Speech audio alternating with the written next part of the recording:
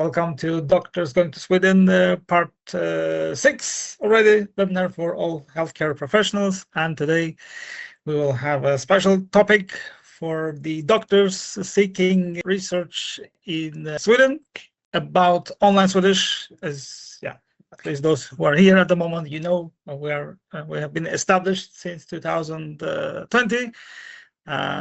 Call online Swedish for the child of Corona. In a good sense, of course. Yeah. And yes, Sri has been with us. Dr. Sri has been with us for I'm one of Robert's first student. Absolutely. Yes. Yes. And Dr. Sri was, by the way, among he's the founder basically of this SFM course, the medical course. But then, of course, he had to leave since the research is not waiting, so that's why we don't see so much Sri these days. But otherwise, I think glad to be back, actually. Absolute. Yeah. And medical course. Yeah, you know that. For those who doesn't know, but I think most of you, here you know that our courses, our certificates are also recognized by Social students, and we also offer Swedish Conversation Club, to which yes, lots of you are not coming, but you know about that. And I can also say that we have the biggest Swedish language community online. That's for sure, at least among the email list that we have. So please join us. It's free, by the way. It's free for everyone. And in case anyone wants to have a contact with me, please. Here is my email. You can always email me. Both net.net or .org, but preferably .net. And since we are having here Karolinska gang, I can also say that in case, those who are here, they know for sure, but who are not here, I can also say that for Karolinska, we officially offer 2 free courses. That's official. That's also available on Karolinska's homepage. So one day we will come to Sahlgrenska, one beautiful day. Yes. Hello. With that said, yes, today we have both Dr. Csenge representing, doing PhD in Karolinska, and Dr. Sri doing PhD in Sahlgrenska.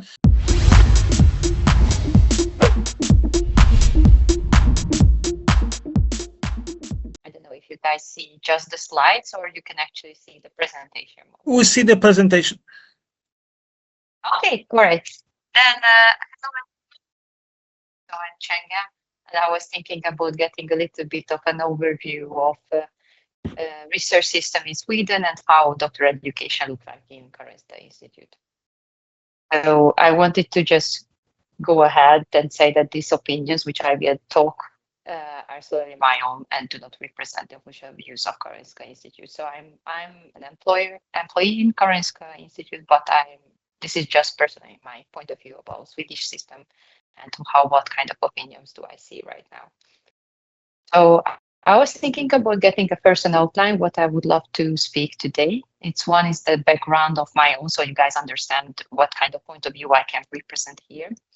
And about then general research system and environment in Sweden, doctoral education and Karolinska Institute, and finally positions in KI and what kind of opportunities do I see as best to start with.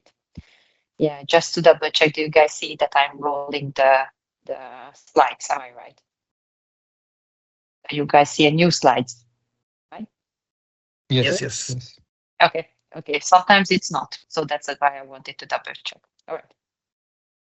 First, so I'm Csenge, and I'm a licensed physician both in Hungary and in Sweden. And I got my certificate, a Swedish certificate from online Swedish. That's how I ended up here right now. And currently I'm engaged in full-time research, which I really hope will change within a few weeks. And I also will start to work in clinic as well. And I became involved in research as an undergraduate student at Sahlgrenska University, where I did my graduate studies. And I had several exchanges in Italy, in the US, and in Sweden as well. And currently, I'm a PhD student at Karolinska Institute and the Clinical Physiology Research Group. And I'm involved in medical student education as well at KI and examinations. And also I supervise several master's students as a research supervisor. So where I would start generally, there are very different kind of system in the world it's different by countries, but what we can see that in Sweden, it is research group and grant-based structure, what we can see in research. What does it mean? That usually research groups finance themselves by grant, where I came from, and also in the German system. This grant system is not that much funded, let's say it like that. More likely the university who is providing the grants. So in Sweden, there are like 3 levels, which is the more important one. This is the state-funded grants, where the Swedish state itself is funding. And one of the most important one is the Swedish Research Council, the VR grant, the Vetenskapsrådet. That's why is it coming, it's VR, the name.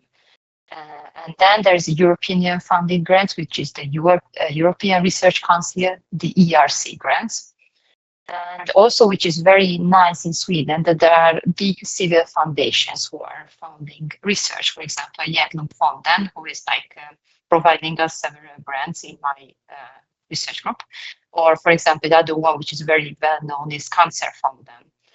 And also, there is university provided grants, but this is just a very small proportion of the overall grant system. So, for example, in Germany, this is way more bigger, that the university funds way more clinical research. In Sweden, it's more like state, European, and civil foundations. And also, if you are thinking about looking to start to work in research group, it is important to know the financial background of the research group. What kind of grants do they apply for? What kind of ongoing grants and project grants do they have? It is important to know before you are starting to work. One important stuff which can be very different by countries, that universities and hospitals are different organizations. I'm just bringing you one example so you guys can better understand it. So for example, if you are writing in the web page like karolinska.se, this is what you will see. There is the Karolinska University Hospital and Karolinska Institutet, and these are 2 totally different organizations. So, and there are also 2 different legal entities, which means that you have to get data sharing agreements. When you're applying for ethical permits, you have to get 2 different institutional permits. And but meanwhile, they are like separate organizations. There are lots of cooperation between the institutions. But this is not just for Karolinska, it is also for other hospitals as well. So like generally what you can see that the universities and hospitals are totally different organization, totally different, how to say, legal structure, what you have, guys. And it's very important to know before you are starting. At least for me, that caused a lot of confusions. Yeah. May I add something? Yeah. How this is relevant to doctors and researchers is that Karolinska, or the university, is managed by the state. So the Swedish state manages the university, but hospital is managed by the municipality, the council, the local government. So that's exactly what I was thinking about to add here, because that causes a lot of problems. Yeah. So Karolinska or Sahlgrenska Academy is managed by the state. So if you're employed by Karolinska Institutet, you're a state employee. But if you're in Karolinska Hospital, you're employed by Stockholm's land. So what it affects is, if you're a doctor who's working in the hospital, who's doing your ST and then at the same time a PhD student, you will be somehow connected to both. You need your salary from either one place. So if your lab is part of Karolinska Institutet, but you're employed by Karolinska Hospital, then you need a special agreement between these 2 organizations on who pays your salary, how many % of your salary comes from the hospital, how many % of the salary comes from the university, and so on, and how much time you spend in both places. So it's corporate. You need to bring 2 organizations together if you want to do clinics and research together. Yeah. That's, of course, guys, cause a lot of questions. But I think that's very, which is not easy, that's always causing problems. Yeah, so what I wanted to say after this is that some people like thinking about how like region of Stockholm like coming into this place, because I got a question like that, and exactly what you have said about that Karolinska University is a part of region of Stockholm. So it's region of Stockholm is a big umbrella institution which includes all the hospitals, all the public transport and cultural stuff, and lots of other things. And one part of it, one legal entity, is Karolinska University Hospital. However, Karolinska Institutet is a state-funded university. So exactly, that's like two very different kind of legal entities, and it's very important to know before you start. Yes, so I was thinking about getting a little bit pros and cons about the general research system in Sweden, and first start with the pros. What I see, at least in Karolinska Institute, that it has very developed infrastructure and research instruments. So this is really the state-of-the-art instrument you can have access to, and this is super nice. There is a very well-funded research both from the state and from European Union side. So you have lots of opportunities. And also one thing which is, for example, not so common as far as I know, for example, in Germany or in Hungary, that there is a possibility to do research time. What does it mean? When you are, for example, a medical doctor and you are doing 100% of clinical work, and then you are starting to do your own research, you can apply for research time, which means that from your grants, which you have won, you are able to pay for your own salary and you are able to pay for your research time on your own, which is a super nice stuff. And you are able to get involved in research more and more. But of course, for that, someone or for yourself, you need to pay for this time. But at least there is option for that. And the other one, there is Sweden has super good, strong international relations. And you would be surprised how important this is in research. But one reason for that the Nobel Prize is like it's given here in Sweden, let's say it like that, and by that lots of important people like coming along in Sweden and get to know it better and better, and all the universities who is so this is very good, and you can get very good international relationships by that. Although the cons side, there is large administrative burden on researchers, and you would be surprised as senior you would be, the more paper you have to do and more proportion of your research time is spent on administrative burden. So that's kind of the cons. And unfortunately, it is very slow and expensive bureaucratic procedures, what you have to do. For example, I don't want to shame prövningsmyndigheten, but that's like one thing that, for example, in the German system, I know that there is like ethical like councils each hospitals, and you are able to get ethical permits within like 2 weeks, and you don't need to pay for it. Meanwhile, in Sweden, you have to apply for prövningsmyndigheten. You have to pay a quite big fee for that, and also you are having like several review rounds before you get accepted, and you can start your own research, which can be a very big drawback in multi-center studies, which is a very bad thing in a way that you are not able to get involved in international research because of the administrative burden. So just to put this into a perspective, for example, when we are having collaboration with Mayo Clinic, which is stated in the US, they are able to start a collaboration within like 2 weeks, and we need like 2 months, 3 months to start with. So there's a very big difference between the different systems. Yeah, but overall, I think Sweden has a very well-funded and well-functioning research system. I was thinking about continuing with the doctoral education. There are several things which are like common everywhere in Sweden, but there are specific stuff also for Karolinska. For doctoral education or PhD education, this is the third cycle education and the highest degree what you can get in the EU. And at Karolinska Institute, there is a very structured education, what you get, luckily. So there are obligatory courses you need to take, for example, ethics, statistics, or scientific communication. And there isn't a possibility to be involved in teaching, but this is not obligatory. Meanwhile, in other countries, it can be an obligatory part of your education, but in Sweden, this is optional and you can get credits for it, but that's not obligatory. And meanwhile, what is obligatory that to participate in conferences and in journal clubs, because they think that this is an essential part of your education to get involved in the international community, get feedback, speaking about different research groups articles. That's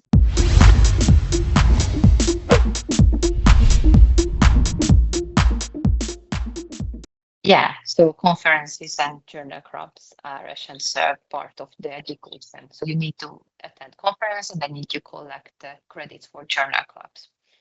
But I think the most important have to highlight that the most influential factor in your quality of PhD education is the supervisor itself. And I just wanted to highlight this because I think this is the most important part if someone wants to start with PhD studies, to find a suitable supervisor. In Sweden, generally, there's a rule that the main supervisor needs to be a docent, which is can be translated something like an associate professor for English. But in KI has a little bit different rules in a way that one of your co-supervisors needs to be at least a docent, but the main supervisor do not need to be a docent. So that's a nice thing that younger researchers can also be PhD supervisor, which I think is super nice thing at Karolinska. Yeah, so exactly what we were talking about previously, that if you are a doctoral student and if you are employed by KI, also that's an important point. You are a state employee and a university student at the same time, which means that you get the fixed regular salary.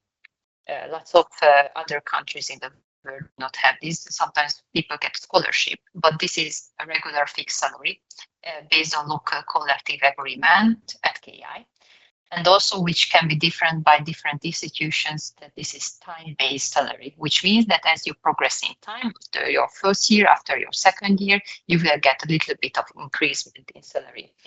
Other universities, as far as I know, for example, KTH and Stockholm University, they have a little bit different methods. For example, they are more based on your work and not time-based salary increasement. And also it's important as it is salary, it includes your pension, healthcare insurance, and social benefits. And it seems to be very straightforward that if you get a salary, you get all this kind of stuff within it. But lots of countries do not have this. So for example, in home, we do not have any kind of pension in our PhD salary because this is just a scholarship. So I was thinking about to highlight this fact. And also that your supervisor and your department are responsible for your salary, which is usually paid by different grants. At KI, there is different salary ladders regarding if you are a non-medical doctor, medical doctor, or a licensed physician. This is very specific for KI as it is a medical university, but other universities have different kind of salary ladders, and you can check each university's website. It is usually information. At KI, you need to have 4 years of full-time employment to be able to fulfill your PhD requirements, or 8 years of half-time employment. You can change between full and half-time, or any 80% of work if you have discussed it with your supervisor. All these things, what I have spoken about, it's more about if you are employed by KI. There is an option to be a doctoral student, meanwhile you are employed by another employer. For example, which is very common, that region of Stockholm is your employer because you are a medical doctor and employed by the region. And then you have an agreement between KI and region of Stockholm. So in this case, you have different kind of conditions. And you have to get an agreement, as we have discussed before, how much your salary is paid by which institution, and which percent is it look like your clinical duties and your PhD education. And I would like to recommend those who are more interested in it. There is a national handbook of PhD, which is called PhDhandbook.sn. You can find more information about that, and I think it is super useful. And I would like to speak a little bit about how the doctoral education looks like over time. So the first thing when you get enrolled in PhD education, you are starting the ISP, the individual study plan, where you are creating a plan for 4 years, what kind of course you would like to take, what kind of research project you will participate in, what kind of conferences you will take. And so this is the kind of plan for 4 years, and annually you need to update it. So every year you need to update your ISP. What have you reached regarding this plan? How your plan changed? What kind of courses you have taken? How is your projects going on? So you have to update it so people know how your PhD education looks like. And after 2 years of full-time education, you can take the half-time seminar, which is obligatory, but there are no strict requirements to be able to take it. Usually, just like you have to take 2 years of education, there are some recommendation how to take the half-time. For example, you need to be done with all your obligatory courses, but this is kind of like recommendation and not strict requirements. And this half-time is not an exam, so this is important. This is not an exam. This is just to provide feedback to you for your progress and for your knowledge, and also for your supervisor, which is kind of even more important for the supervisor, this half-time seminar, because outsider people can give you feedback on your progress, and also what kind of research do they see problematic, what kind of methods do they think that you need to change. So this is actually a very useful thing.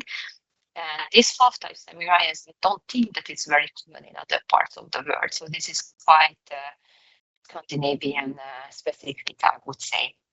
And after 4 years of education, you are writing your thesis and doing your dissertation.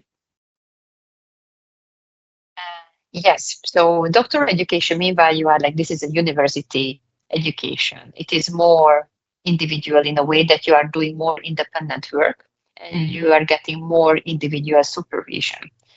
So mainly you start to work independently and you are taking some courses, but this is kind of your responsibility how you are going over time. But it's important that the main responsibility is on your supervisors. So they are the one who took responsibility for your 4 years of education over time. But there are other factors which can also influence your PhD. And I think this is very important that people don't really recognize before they start to do their PhD, is how your research group look like. You will not always learning stuff from your direct supervisors, but also from other PIs, for your professor, for example, in your research group. So how you can get contact with these people? Do you really have the kind of research group feeling, like the coherence when you are weekly follow up each other's work? And also other doctoral students, you learn so much from other doctoral students, especially if they are from other fields.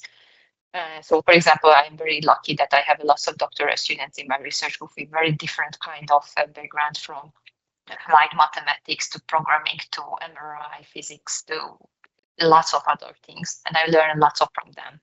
And also, which is I think very important, is the international relations. So, for example, if you are going for an exchange study for another research group, I think this actually gives you a lot of knowledge. So I really recommend to go for this kind of stuff.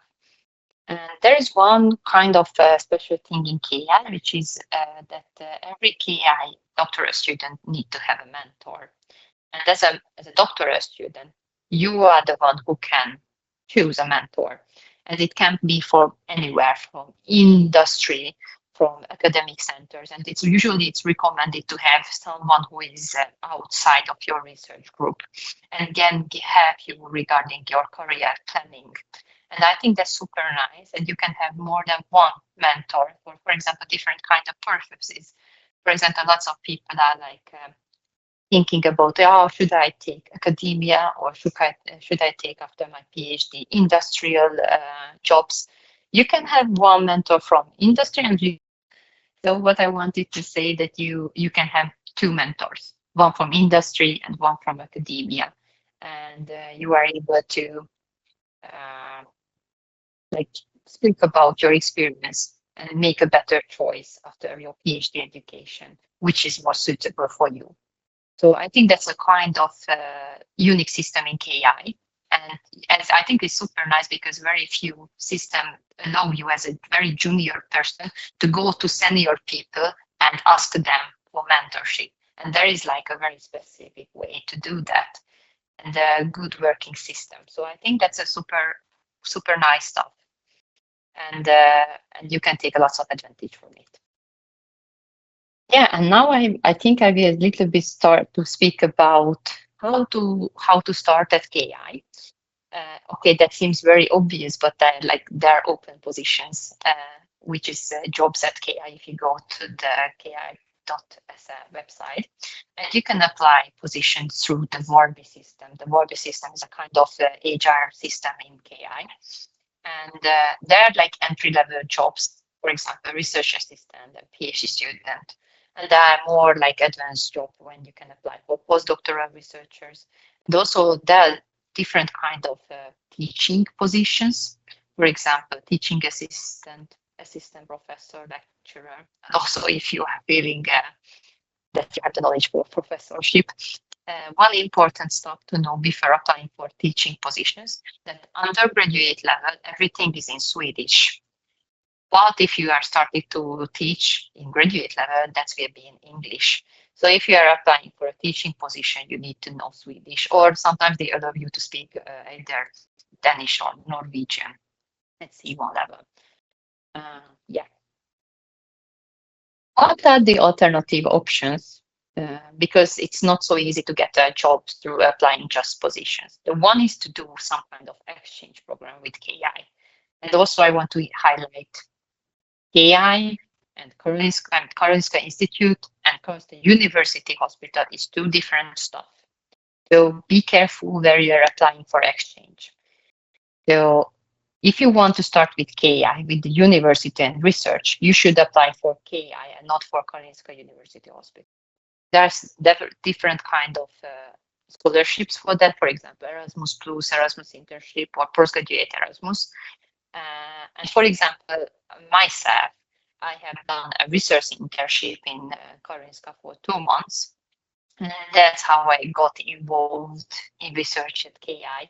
And after my 2 months of internship, I got an offer for a PhD position. So I think it's very nice if you you can show yourself, show what you are able to do. And people are more prone to invest time and money for you. I mean, like if you are thinking about how much does it cost a research group to employ a PhD student in a year, that's around 1 million kroner. And it's not because of your very high salary, but there are lots of tax issues, lots of other stuff you have to pay for, the different kind of software licenses, lots of different things. But overall, one PhD student for 1 year is 1 million kroner. So this is a kind of big investment. So people tend to like to get to know you before they are employing you. So I think that's super nice. One way is to start with exchange. The other one is if you are a master student, to write your master thesis at one of the research group you are looking forward to work with. And this is also a very common way to start research, even for Swedish students. So Swedish students usually have half year or full-time research time to 1 day master thesis. And that's how they get involved in research. And usually the good students are getting a PhD position, or for the PhD position later on. But if you are not a master student or you are not able to do exchange, write an email. It sounds very easy, but it's actually, I also, when I started to applying for different kind of Erasmus internship, I just wrote an email to this research group that, hi, I have this kind of experience with research for 4 years. I would like to get to do a founded Erasmus internship with this group. Is it possible? And now we find a project which is suitable for me. And this is how I get started with KI. So don't be shy and write that email you are thinking about. Sometimes you need to write more emails, so like for the same person. and that's okay. If you are writing, 3 emails and you do not get any reply, then leave it alone. But like, don't be afraid to write the second email to the same person. I think that's a good take-home message. Yeah, and there were some questions about what I wish to know before I come into Sweden, and they're not really research related, but I think that's important when you are starting with Sweden, like to get the Personnummer as soon as you can. And I know that it sounds very obvious, but like, you do not have any kind of healthcare insurance until you do not have a Personnummer. Even, for example, I was employed by KI, paying taxes, everything. But if you do not have a Personnummer, you do not have healthcare insurance.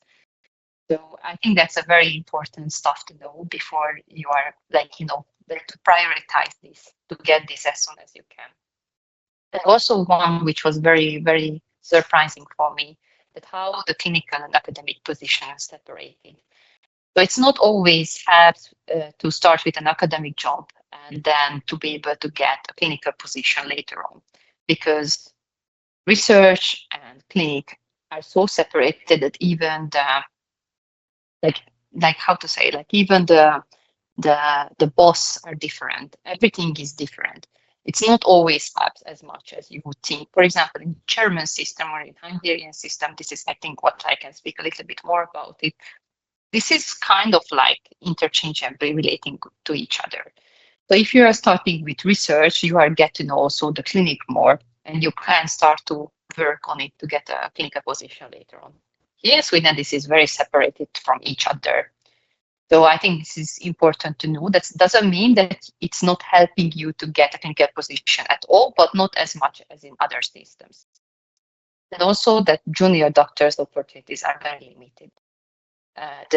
What I see right now with the Swedish healthcare system is more relying on to importing specialist doctors from abroad, and not in investing time into residency. So like, they have very few residence positions, and they are not able to get as many specialized doctors as they want generally, as the system needs. But rather they are importing specialized doctor abroad, which means that if you are starting in the Swedish system as a junior doctor, you have very limited options. And I think it's generally about Sweden. Everything is a little slower than you planned. So don't be afraid that if you think that, like you're going to Sweden and you're deciding, okay, within 2 months I will get a job and things like that, and I will get my contract. That won't be 2 months, but doesn't mean that you won't get this in the end. Just everything is a little slower than you planned. So yeah, I mean, there's always hope in the end of the tunnel, but just keep in mind that it can be slower than you're expecting.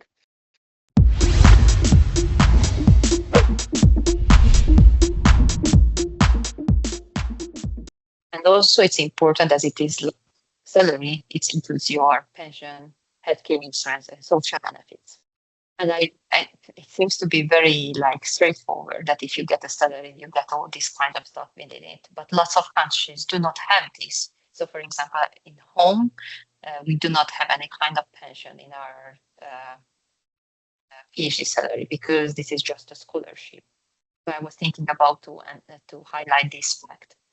And also that your supervisor and your department are responsible for your salary, which is usually paid by different grants. At KI, there is different salary ladders regarding if you are a non-medical doctor, medical doctor, or a licensed physician. This is very specific for KI, as it is a medical university, but other universities have different kind of salary ladders, and you can check each university's website. It is usually information. At KI, you need to have 4 years of full-time employment to be able to fulfill your PhD requirements, or like 8 years of half-time employment. You can change between full and half-time, or any like 80% of work if you have discussed it with your supervisor. All these things what I have spoken about, it's more about if you are employed by KI. There is an option to be a doctoral student, meanwhile you are employed by another employer. For example, which is very common, that region of Stockholm is your employer because you are a medical doctor and employed by the region. And then you have an agreement between AI and region of Stockholm. So in this case, you have different kind of conditions. And you have to get an agreement, as we have discussed before, how much your salary is paid by which institution and which percent is it look like your clinical duties and your PhD education. And I would love to recommend those who are more interested in it. There is a national handbook of PhD, which is called phdhandbook.sn. You can find more information about that, and I think it is super useful. And I would like to speak a little bit about how the doctoral education looks like over time. So the first thing when you get enrolled in PhD education, you are starting the ISP, the individual study plan, where you are creating a plan for 4 years, what kind of course you would like to take, what kind of research project you will participate in, what kind of conferences you will take. And so this is the kind of plan for 4 years, and annually you need to update it. So every year you need to update your ISP. What have you reached regarding this plan? How your plan changed? What kind of courses you have taken? How is your projects going on? So you have to update it so people know how your PhD education looks like. And after 2 years of full-time education, you can take the half-time seminar, which is obligatory, but there are no strict requirements to be able to take it. Usually, just like you have to take 2 years of education, there are some recommendation how to take the half-time. For example, you need to be done with all your obligatory courses, but this is kind of like recommendation and not strict requirements. And this half-time is not an exam, so this is important. This is not an exam. This is just to provide feedback to you for your progress and for your knowledge, and also for your supervisor, which is kind of even more important for the supervisor, this half-time seminar, because outsider people can give you feedback on your progress, and also what kind of research do they see problematic, what kind of methods do they think that you need to change. So this is actually a very useful thing. And this half-time seminar, I don't think that it's very common in other parts of the world. So this is quite Scandinavian specific, I would say. And after 4 years of education, you are writing your thesis and doing your dissertation. Yes, so doctoral education, meanwhile, you are this is a university education. It is more individual in a way that you are doing more independent work and you are getting more individual supervision. So mainly you start to work independently and you are taking some courses, but this is kind of your responsibility how you are going over time. But it's important that the main responsibility is on your supervisors. So they are the one who took responsibility for your 4 years of education over time. But there are other factors which can also influence your PhD. And I think this is very important that people don't really recognize before they start to do their PhD, is how your research group look like. You will not always learning stuff from your direct supervisors, but also from other PIs, for your professor, for example, in your research group. So how you can get contact with these people? Do you really have the kind of research group feeling, like the coherence where you are weekly follow up each other's work? And also other doctoral students, you learn so much from other doctoral students, especially if they are from other fields. So, for example, I'm very lucky that I have lots of doctoral students in my research group with very different kind of backgrounds, from applied mathematics to programming to MRI physics to lots of other things. And I learn lots from them. And also, which is, I think, very important, is the international relations. So, for example, if you are going for an exchange study for another research group, I think this actually gives you a lot of knowledge. So I really recommend to go for this kind of stuff. And there is one kind of special thing in KI, which is that every KI doctoral student need to have a mentor. And as a doctoral student, you are the one who can choose a mentor. And it can be from anywhere, from industry, from academic centers, and it's usually recommended to have someone who is outside of your research group and can help you regarding your career planning. And I think that's super nice, and you can have more than one mentor for example, different kind of purposes. For example, lots of people are like thinking about, oh, should I take academia or should I take after my PhD industrial jobs? You can have one mentor from industry and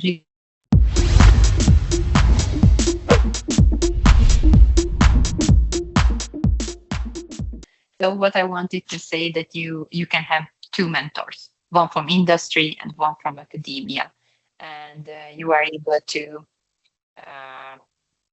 like speak about your experience and make a better choice after your PhD education, which is more suitable for you. So I think that's a kind of unique system in KI. And I think it's super nice because very few systems allow you as a very junior person to go to senior people and ask them for mentorship. And there is like a very specific way to do that and a good working system. So I think that's a super nice stuff. And you can take lots of advantage from it. Yeah, and now I think I will a little bit start to speak about how to start at KI. Okay, that seems very obvious, but there are open positions, which is jobs at KI. If you go to the ki.se website, and you can apply positions through the Varbi system. The Varbi system is a kind of HR system in KI, and there are like entry-level jobs, for example, research assistant and PhD student. And there are more like advanced jobs when you can apply for postdoctoral researchers. And also there are different kind of teaching positions. For example, teaching assistant professor, lecturer. And also if you are feeling that you have the knowledge for professorship. One important stuff to know before applying for teaching positions, that undergraduate level, everything is in Swedish. But if you are starting to teach in graduate level, that will be in English. So if you are applying for a teaching position, you need to know Swedish, or sometimes they allow you to speak either Danish or Norwegian at C1 level. Yeah. What are the alternative options? Because it's not so easy to get a job through applying just positions. The one is to do some kind of exchange program with KI. And also I want to highlight KI and Karolinska Institute and Karolinska University Hospital is two different stuff. So be careful where you're applying for exchange. So if you want to start with KI, with the university and research, you should apply for KI and not for Karolinska University Hospital. There's different kind of scholarships for that, for example, Erasmus Plus, Erasmus internship, or postgraduate Erasmus. And for example, myself, I have done a research internship in Karolinska for 2 months. And that's how I got involved in research at KI. And after my 2 months of internship, I got an offer for a PhD position. So I think it's very nice if you you can show yourself, show what you are able to do. And people are more prone to invest time and money for you. I mean, like if you are thinking about how much does it cost a research group to employ a PhD student in a year, that's around 1 million kroner. And it's not because of your very high salary, but there are lots of tax issues, lots of other stuff you have to pay for, the different kind of software licenses, lots of different things. But overall, one PhD student for 1 year is 1 million kroner. So this is a kind of big investment. So people tend to like to get to know you before they are employing you. So I think that's super nice. One way is to start with exchange. The other one is if you are a master student, to write your master thesis at one of the research group you are looking forward to work with. And this is also a very common way to start research, even for Swedish students. So Swedish students usually have half year of full-time research time to 1 day master thesis. And that's how they get involved in research. And usually the good students are getting a PhD position, or for the PhD position later on. But if you are not a master student or you are not able to do exchange, write an email. It sounds very easy, but it's actually, this is, I also, when I started to applying for different kind of Erasmus internship, I just wrote an email to this research group that, hi, I have this kind of experience with research for 4 years. I would like to get to do a founded Erasmus internship with this group. Is it possible or not? Will you find any project which is suitable for me? And this is how I get started with KI. So don't be shy and write that email you are thinking about. Sometimes you need to write more emails, so like for the same person, and that's okay. If you are writing, 3 emails and you do not get any reply, then leave it alone. But like, don't be afraid to write the second email to the same person. I think that's a good take-home message. Yeah, and there were some questions about what I wish to know before I come into Sweden, and they're not really research related, but I think that's important when you are starting with Sweden, like to get the Personnummer as soon as you can. And I know that it sounds very obvious, but like, you do not have any kind of healthcare insurance until you do not have a Personnummer. Even, for example, I was employed by KI, paying taxes, everything. But if you do not have a Personnummer, you do not have healthcare insurance. So I think that's a very important stuff to know before you are like, to prioritize this, to get this as soon as you can. And also one which was very, very surprising for me, that how the clinical and academic position is separated. So it's not always helps to start with an academic job and then to be able to get a clinical position later on, because research and clinic are so separated that even even the boss are different. Everything is different. It's not always helps as much as you would think. For example, in German system or in Hungarian system, this is, I think, what I can speak a little bit more about it. This is kind of like interchangeably relating to each other.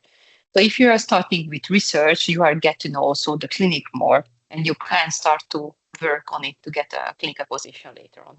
Here in Sweden, this is very separated from each other. So I think this is important to know. That doesn't mean that it's not helping you to get a clinical position at all, but not as much as in other systems. And also that junior doctors' opportunities are very limited. What I see right now with the Swedish healthcare system is more relying on to importing specialist doctors from abroad and not in investing time into residency.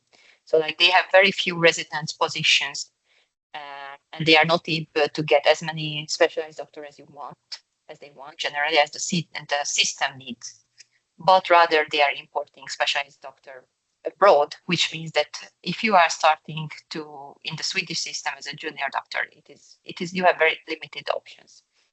And I think it's generally about Sweden. Everything is a little slower than you planned. So don't be afraid that if you think that, like you're going to Sweden and you're deciding, okay, within 2 months I will get a job and things like that, and I will get my contract. That won't be 2 months, but doesn't mean that you won't get this in the end. Just everything is a little slower than you planned. So yeah, I mean, there's always hope in the end of the tunnel, but just keep in mind that it can be slower than you're expecting. And I think that was all what I wanted to say. And if you have any questions, I'm super open to answer.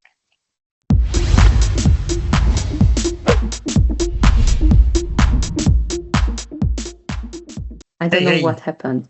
No worries, no worries. Now we hear you even better. Now we hear you even, yeah. I don't know. Maybe there is some problem with the network. Dr. Csenge, no worries, no worries. Can you please go back to your very first initial slide, and from there very quickly go to until doctoral student. Yeah, until doctoral student. Okay. Yes, of course. I will share it again. Yes.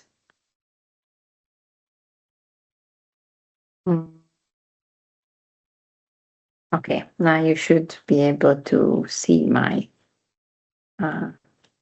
slide. I hope so. Yes. I mean, like, I think you guys are not really interested what I've done before. I think I just wanted to get the background. I think that's enough what I'm doing. But this is the first actually slide. I think it's important. So what I was speaking here, that the Swedish system is research group based and grant based, which means that each research group applying for different kind of grants to be able to finance the research. This seems to be very easy. In lots of countries, that's not working like that exactly. So more the universities providing the funds for different researchers. But here in Sweden, it's more like the independent researchers and the research group are applying for different grants. And there are 3 different layers of grants where you can apply for. The one is which is the most important one, is the state-funded grants. For example, the Swedish Research Council, the VR grant, Vetenskapsrådet, that's why is it coming the name. And this kind of a big grant to be won. And the another one, which is even a bigger one and more rare to get, is the European Union funding grants, for example, the European Research Council grant, the ERC grant. And also, which is super nice in Sweden, that there are civil foundations which are funding research, which is quite unique in Sweden, which means that people have money to be able to collect money from civils and then funding research. And I think that's super nice. And also lots of countries in the world which are able to do that. For example, Hjärtlungfonden, which for example, our research group gets lots of money from, or Cancerfonden, which is kind of the most famous about all of them. And there are also university-provided grants, but usually this is just a very small proportion of the overall grants what one research group gets. So, for example, the German system, this is a way bigger part of the grant. So more the university itself is funding the different research group and not the state. So that's why I'm saying that the different countries is a little bit different, and it's very important to know the financial background of each research group before you are applying for example, a job. So that's a very fair question to ask in a job interview, for example, that what kind of grants are ongoing, what kind of research grant does the research group have, and what kind of research group, what kind of research grants usually the research group is applying for. So this is a fair question, and I think it's also important to know. And and we were speaking about how the universities and the hospitals are different organizations and different legal entities. And I came with one example that how Karolinska University Hospital and how Karolinska Institutes are 2 different organizations with 2 different leading systems and very different kind of financial background as well. So why is it important? Because sometimes you have to get data sharing agreement. Meanwhile, you are, for example, I myself sitting in Karolinska University Hospital in one of the offices. Meanwhile, I am employed by Karolinska Institute, and I'm using both of the infrastructure, but still I have to get data sharing agreement. Meanwhile, I'm sitting in the same office and I'm not doing anything.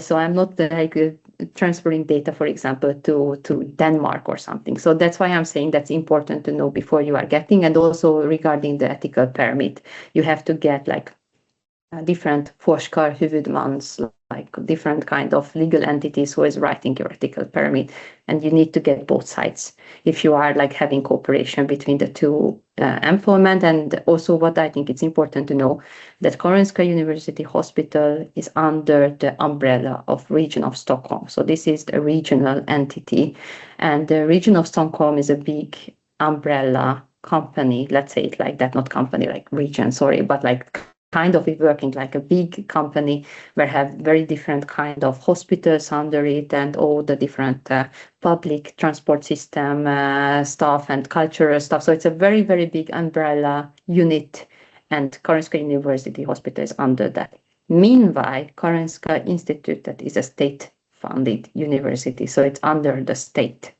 So very different stuff. And and I was speaking a little bit about the pros and cons of the Swedish system from the research side. And generally, Sweden has a very developed infrastructure and very good research instruments. So really at KI, we have all the most state-of-the-art instruments to be worked with. And I think that's super nice. And Sweden has a very well-funded research. So the state itself spending a lot of money into research. So you have a lot of opportunities to apply for different kind of grants. And I think one of the nicest part, if you are a clinical researcher, that you have possibility for research time. What does that mean? That if you are a medical doctor and working in full-time, for example, clinic, you have the possibility to apply for research time, which means that, for example, you have 100% of clinical work, but from now 1 day a week you will do research. So you can pay for your own salary for that time, and you can do 1 day in a week just research. Either you are paying by your own grants if you are an independent researcher, or for example, if you are a PhD student, then your supervisor can pay for your research time. Lots of other countries do not have this. Especially, for example, what I know is in Hungary or in the German system, that's very uncommon to have that. And Sweden has very strong international relations. And also it is because everybody knows about the Nobel Prize. I think that's one thing about that. The cons about this is that it has a super large administrative burden on researchers. The more senior you are, the more administrative work you have to do, and also it is very slow and expensive bureaucratic processes you have to do. Just to a little bit comparing different systems with each other in the US system, I think, and also in the German-based systems, there is one ethic committee in a hospital where you can apply for ethical approval, and usually it takes a few weeks, and you do not need to pay anything for that. Meanwhile, in Sweden, you have to get a very, very long ethical application to one state entity is called Etikprövningsmyndigheten, and you have to pay actually quite a big fee to be able to send your application in, which can be a very big drawback in multi-center studies. So, for example, just to compare different systems, if you are would like to recruit a multi-center study from the US, this is usually takes 2 weeks. In Sweden, this takes 2 or 3 months. So you need to know that you have to count with this time. You need to know beforehand, and you have to tell your collaborators that here in Sweden, that takes more time than what they are used to. So that's important to know.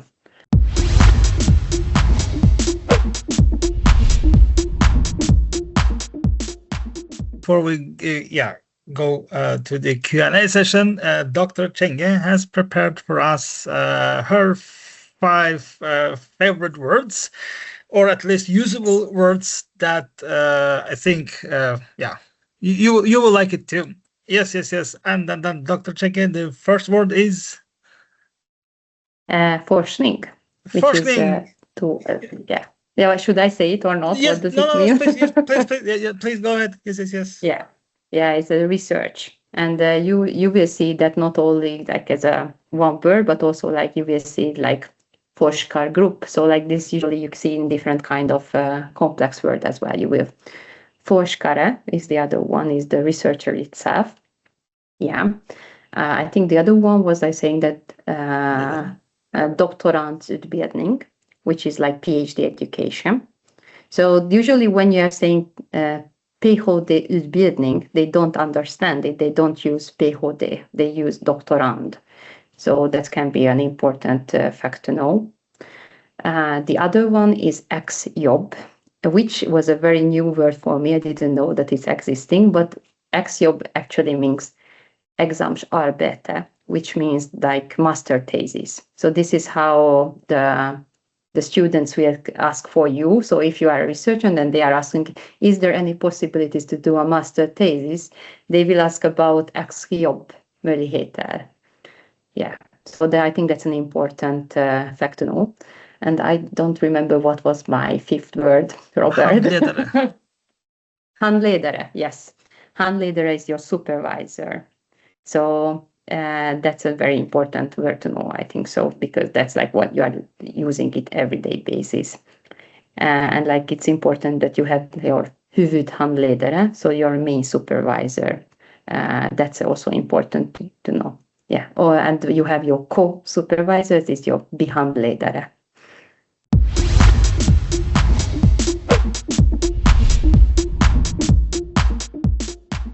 And we got here some questions by Dr. Benush.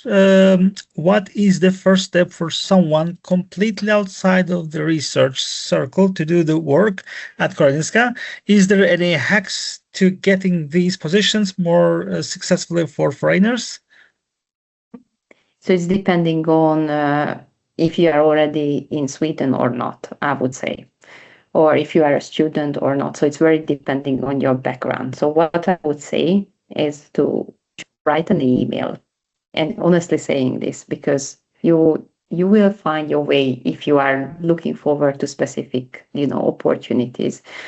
So one is either you are doing like exchange or you write your master thesis if you are a student. I think it's really, really a good way to do. Or the other one is just to write an email that, hey, this is this I'm interested in research and I would love to start a little bit involved in this. Honestly, what I think is one of the easiest way to work with research is to a little bit invest from your time. So I would say a little bit of free work, honestly, to show you that who you are, that they can trust on your work. And then it's easier to get normal salary positions. So that's what I would suggest, to reach out, write an email, and tell that you are very motivated to do some work. Yeah. Yeah, thanks. Hello, Dr. Csenge, Robert, and all my friends. I want to say thank you first to you, Dr. Csenge, for all your experience that you shared with us. We really need this kind of information, and thanks to Robert. He's always supportive for us and always inspiring us. Thank you for organizing this meeting. I have a question and I wrote it in chat. As I joined as intern in AstraZeneca, I'm looking for industrial PhD, and I'm very curious about that. But unfortunately, I don't have enough information. Would you please tell me which step should I pass to achieve this position? And if you were early career today like me, what would you focus on it to prepare for this path? Thank you. Yeah, I think there is one. I think when I was speaking about here, yeah. So there is one way to, for example, start with a PhD as a PhD student to apply for different position. That's the easy way, but I mean, like an easy way in a way that you know what to do. That you have to apply for, you send your CVs, everything, motivation letter, takes lots of time, I know. But it is very, very competitive to get a PhD position. The other option is that, for example, if you are like coming from industry, and for example, AstraZeneca is willing to pay your salary as a PhD student, then there is an option to do doctoral studies at KI. Meanwhile, you are employed by another employer than KI. So, for example, AstraZeneca. There is an option for that because they also want to get better collaboration with industry. So I think that's super nice. What I would do regarding this is, if you know what kind of research field you are interested into, you are looking for Karolinska website and looking for what kind of research groups who are dealing with this kind of research you are interested in, and write emails and ask for example, a Zoom meeting or a personal meeting that, hey, this is me and I would love to start a doctoral education. And doesn't mean that you will get, a position by the same time, but at least maybe they can suggest you people who are better suitable for your research. So like, you never know where to start. You need to start somewhere, and people know each other at KI as much to be able to recommend supervisors. Yeah, so I think that would be the first step.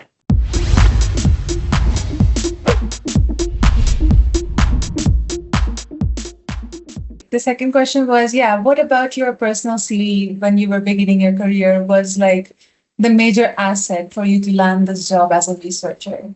Like when you started off, what was the biggest thing in your CV that you said was the reason you got the job? Yeah. I think for me, that I got my PhD position is that I was already involved in research for 4 years when I started to do my PhD. So as an undergraduate student, I already started to get involved in one of the research group at my home university at Semmelweis, and also co-authorship in one of the papers. I think that's kind of so even if you don't have the opportunity to just collect like 4 years of research experience in one day to another, I think it's the most important to get some kind of co-authorship in some kind of paper, so they know that you can work in a team and you are reliable in your work because you are got a co-authorship in one of the paper. That's kind of showing that you are able to work in a team, and I think that's important. Yeah, that makes sense. Yeah. My next question was, if a person who already is pursuing a medical job as an MD, can they switch to an MD PhD midway their journey and then finish it as an MD PhD in the end? So you Or already do they have work to as start? Yeah. MD PhD means like MD PhD as a medical student, or like as a medical No. doctor, you work in a clinical job. Exactly. Doctor. Second Okay. one. Yeah, of course. Lots of people doing that. Yes. Yeah. So that's kind of very common. And the final degree or the final recognition that you get is as an MD PhD. That's a separate thing by Karolinska Institutet, right? Or is that just a degree title that you get if you do your PhD separately and you, let's say you do your MD in Stockholm, it's just two separate this thing you get, recognitions. Yeah. So I mean, like, if I got it correctly, you are already a medical doctor, so you already got an MD. And if you are doing your doctoral education, you will be a PhD as well. So that's how you became an MD PhD. I became a little bit confused because there are a so-called MD PhD program, which means that you are a medical student and also starting to your PhD studies. Meanwhile, you are a medical student, and that's why they are calling MD PhD program. Yeah, that's also another so option. that's for students mostly, not for actual. Yes, exactly. But okay. Yes, but you can, as a medical doctor, you are more than welcome to start your PhD journey. I think they are really looking for people like that. So actually at KI, so that's totally okay. You are not late for anything. Yeah. Yeah, and actually, right, because, like if you are like usually it's like that the region is the one who is employing you as a medical doctor. It is very common that the region is paying for your salary because they want you to become more educated and they want to invest in the employees. So actually, usually the region is paying one part of your salary. It's depending on different regions. So it's not like different regions have different policies regarding this. But because they want the medical doctors to be more educated, they're usually paying one part of the PhD salary. So that's also an option. That makes sense. What was my last question? My last question was just very unrelated, but just when you're a researcher, is it easier in Sweden or in KI in general to acquire research subject or volunteers? Because when I compare that to India, for example, it is very, I would not say very easy, but comparatively easier to get that because of the culture. But I don't know how it is in Sweden and KI in particular. I think it's very rare that someone do not want to participate in your research. So like if you are going to one of the patients that's telling here, I'm looking into this kind of research subject, would you be so nice to be involved in my research? And you're telling them like, very important to get all the details so they understand what they will do. But usually they are very open for that, which can be a little bit harder if you're running a prospective study where you actually need to arrange people to get in time in different places. Follow up. That can be hard. But usually, for example, if you are having a kind of prospective study where you are including patients who would get, for example, any kind of like, they don't need to go anywhere else. They just have to sign a paper and you, for example, want to use the blood sample or they want to use the MRI scan or something. They are more than like, it is very, very uncommon that they're not participating. Usually Swedish people are really open for it and they trust in science. So that's super nice. Yeah, that was all my questions. Thank you so much. The presentation was really nice and really detailed. I loved it. Thank you so much. Dr. Csenge, now you set the bar. It will be very hard for our future doctors to be presenters. Thank you very much. Thank you very much. And I see that Dr. Felix and Dr. Doxia have questions. And Dr. Felix, please go ahead.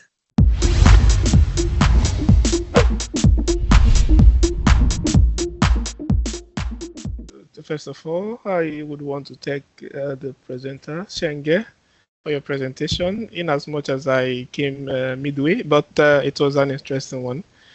I really appreciate that. At least I learned a couple of things from it.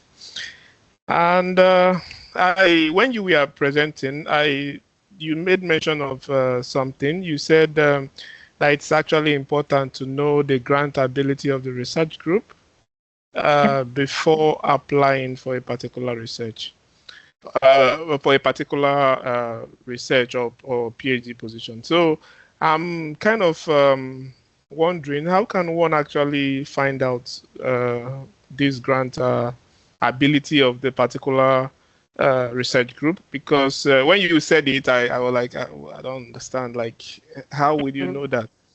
So Yeah, that's not so easy. Yeah, so that's the first question. And then the second question. I would love to answer this right now, because if you are asking the second one, I will forget the first. I know myself. Right. So the first one, sometimes when you're going for KI website for different kind of research groups, there are like employees, articles, like different subheadings, and sometimes not for all the research group, but for some of them there is grants. And you see what kind of grants they have got, and in the past or in what kind of ongoing grants do they have. But not all the research group have it. So either you are asking directly at a job interview, which is okay to ask, really. So that's no shameful stuff about that. You need to know what kind of financial background does the research group have. So that's it's a good thing to ask for.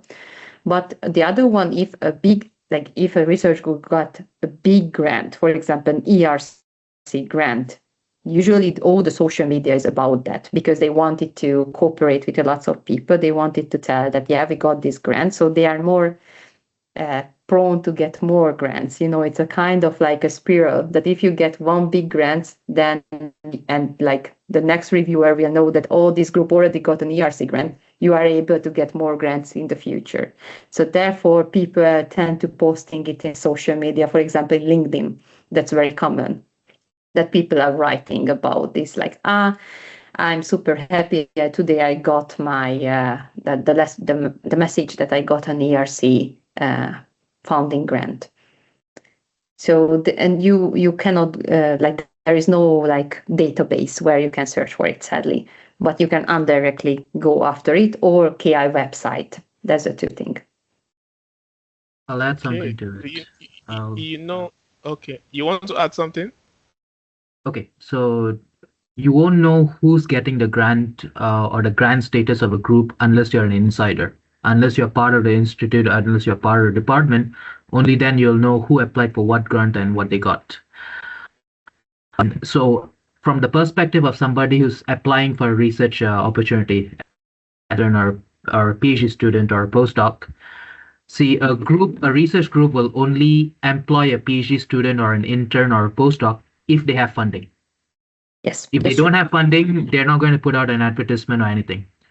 And so your best chance is email, ask, I'm interested in the research that you're doing. Are you looking for a PhD student anytime soon? Or do you have a spot as a master's student for 6 months and with a possibility to convert it to continue as a PhD?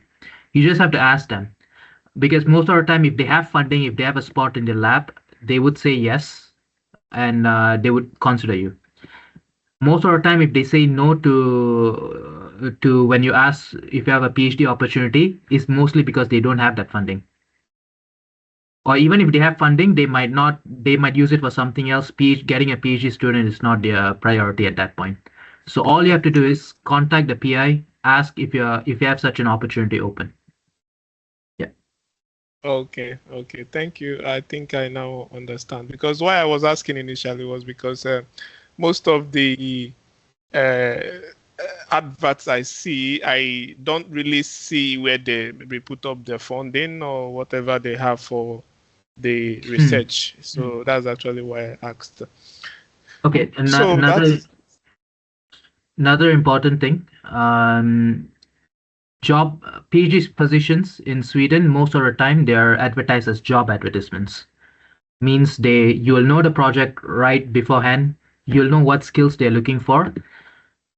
Yes, people say it's competitive, but remember, most of the employment in Sweden happens internally.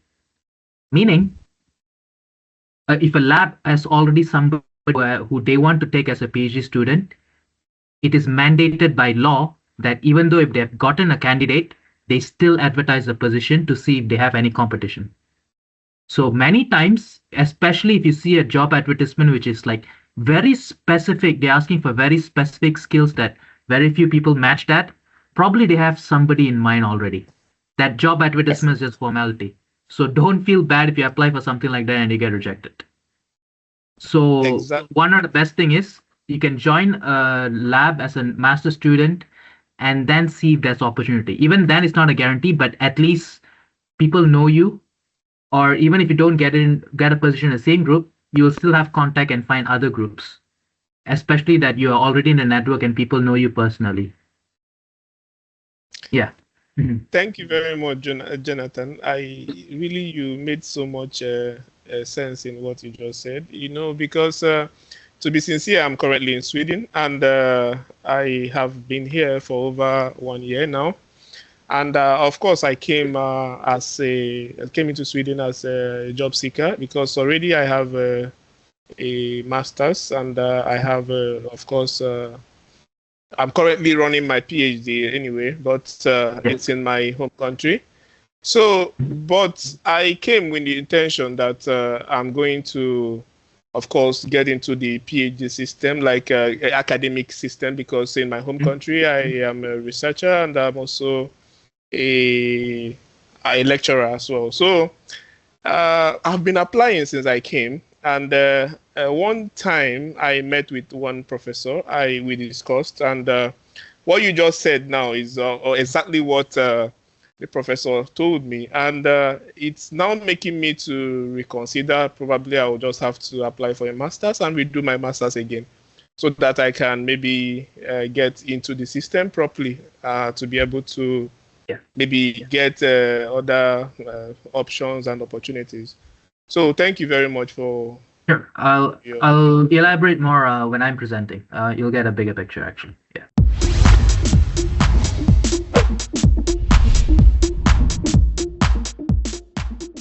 Thank you, Dr. Csenge, for your presentation. It was really nice and informative. My question is very specific. I don't know, from your experience, like, what do you think in the Varbi system?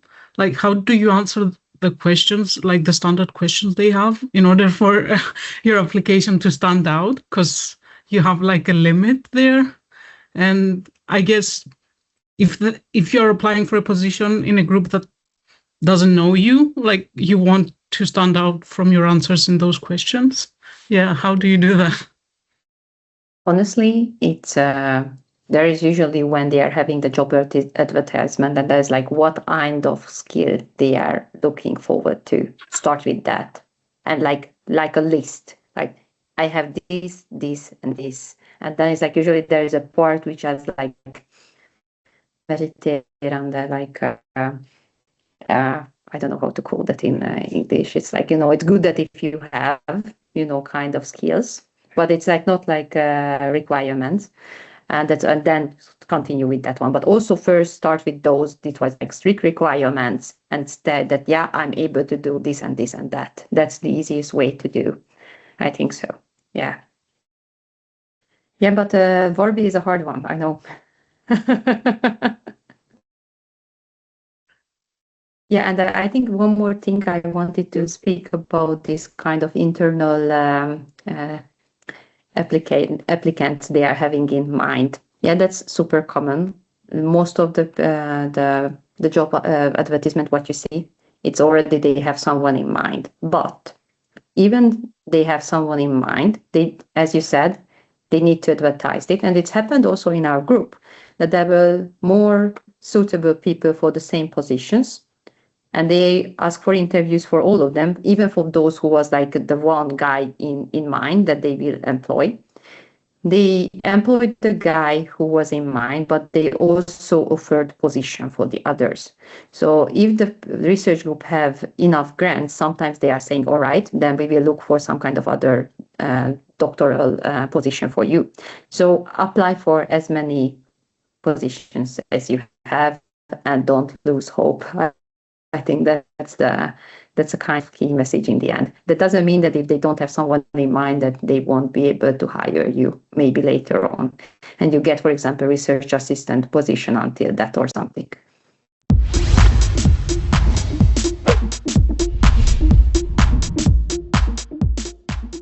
KI has been a particular one. I mean, there's so many PhDs there. They're great, and like forskning assistant for I've tried everything for KI and for Gothenburg as well. I've been having a bit more success actually, like trying to work with the companies that are kind of peripheral to you. I actually have a job interview tomorrow with the KTA, Karolinska Trial Alliance, that works a lot with the Karolinska and stuff, and also with Forum Gotia in Gothenburg. Like I've also had a couple of interviews with them. I've realized like the emails are super important. Like Rita is always like nagging me like, have you sent more emails? Like more than the applications sometimes. Like I've been having a lot more job interviews and like a bit more reach out, obviously, as my Swedish got better. My Swedish Finnish, as Robert calls it. But like just actually reaching out and being annoying, like I had to really lose the facade of like just send a job application and just do it. And I've sent like hundreds at this point to Sweden.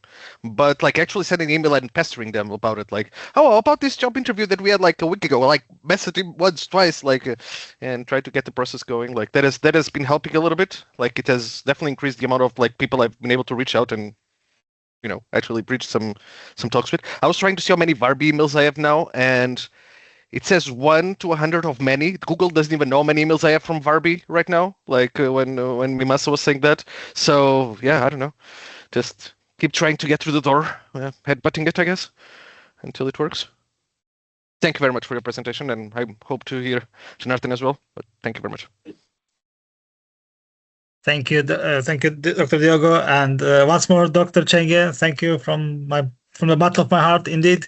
Now you set the bar, Dr. Csenge. It will be very hard to get doctors to come to the webinars. Thank you very much. Thank you very much. If you guys, I really hope that it wasn't very bad for the internet story guys. I even purchased internet for this specific reason and still wasn't good. Sorry for that. I really hope that at least, you know, the slides were good when you wasn't able to hear me. So sorry for that. Yeah.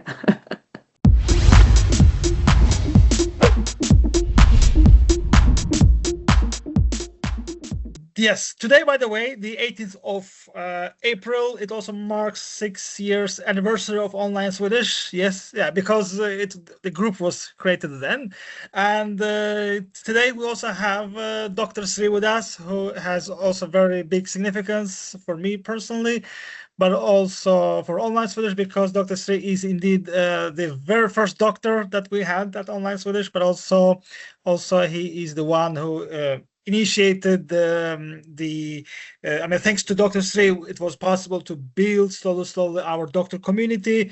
He was the one guiding initial doctors, and then they start to guide the others. So that's that's how it started basically with Dr. Sri. The most of you have seen him or know him through me telling about Dr. Sri. And Dr. Sri, we don't see him neither as Dr. Csenge, because they are all involved into this research.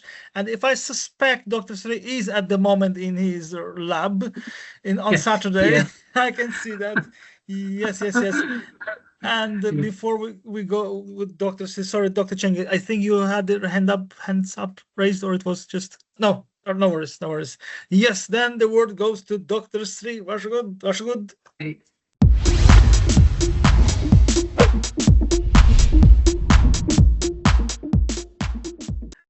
Hello everybody. So my official name is Janarthan, but you can call me Sri. So since Dr. Csenge has covered the formal part, so I thought I could give more of a personalized experience, what I've gone through.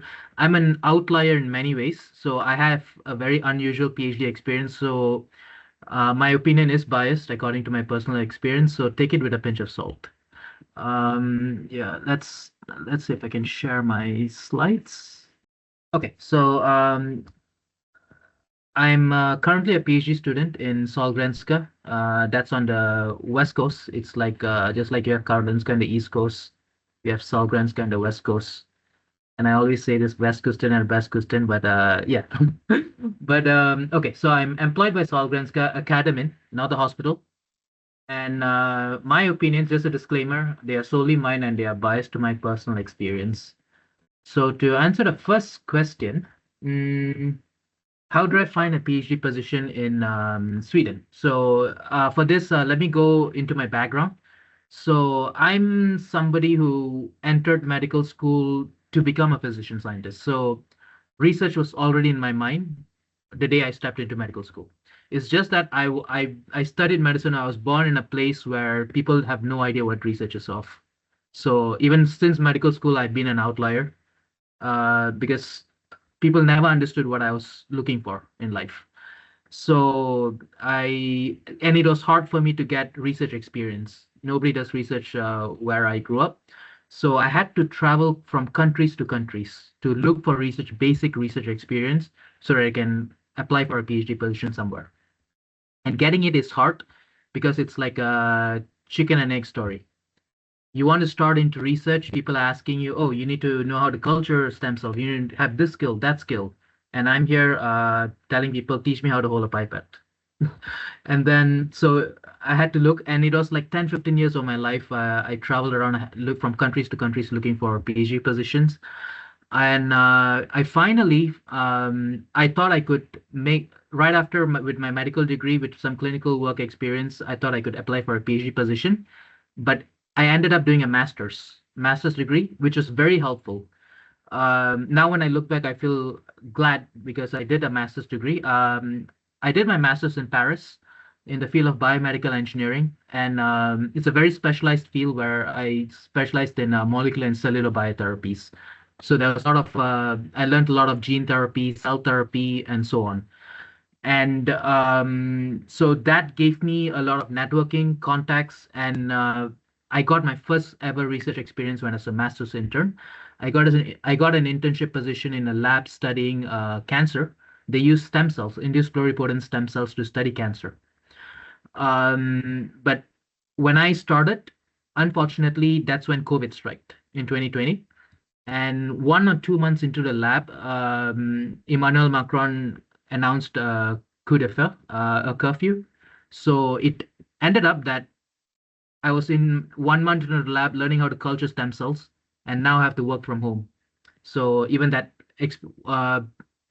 opportunity, which I waited for like 15 years in my life, it just got taken away.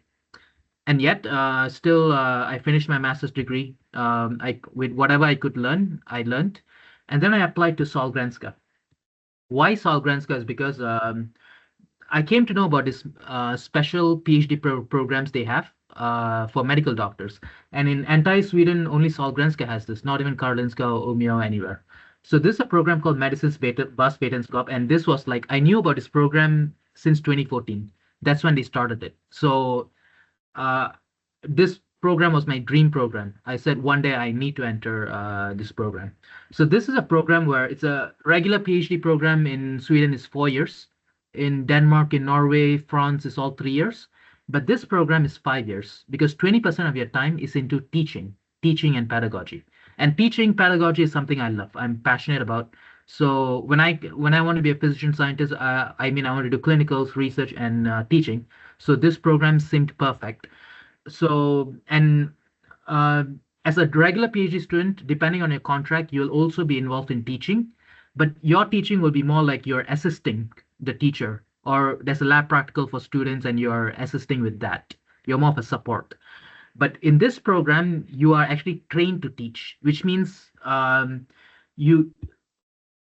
towards the end of my PhD program. So I've done the pedagogy part of my program, which is equivalent of 1 year of full-time teaching experience, which means I took courses on pedagogy.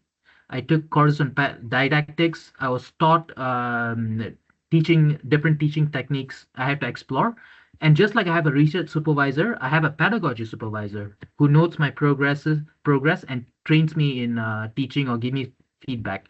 And just like you have a research project as a PhD student, I also have a pedagogy research project, which means like I'm involved in the teaching activities of my department. They'll take a course. If I'm involved in a course, they'll give me a part of a course for me to improvise, and I run it. I bring something new into a course. I create a new teaching technique. I test it out, and I get students' response, and I do write up a manuscript on it, and so on. So it is that 20% is really a solid teaching format, like a teaching education, pedagogy education. And also, when you're involved in teaching, if you're in this program, you're given a more senior position in teaching, which means you have more responsibilities and you are actually conducting some of the teaching sessions. So for that, knowing Swedish, it's an advantage. In fact, officially, this program, they said knowing Swedish is a requirement.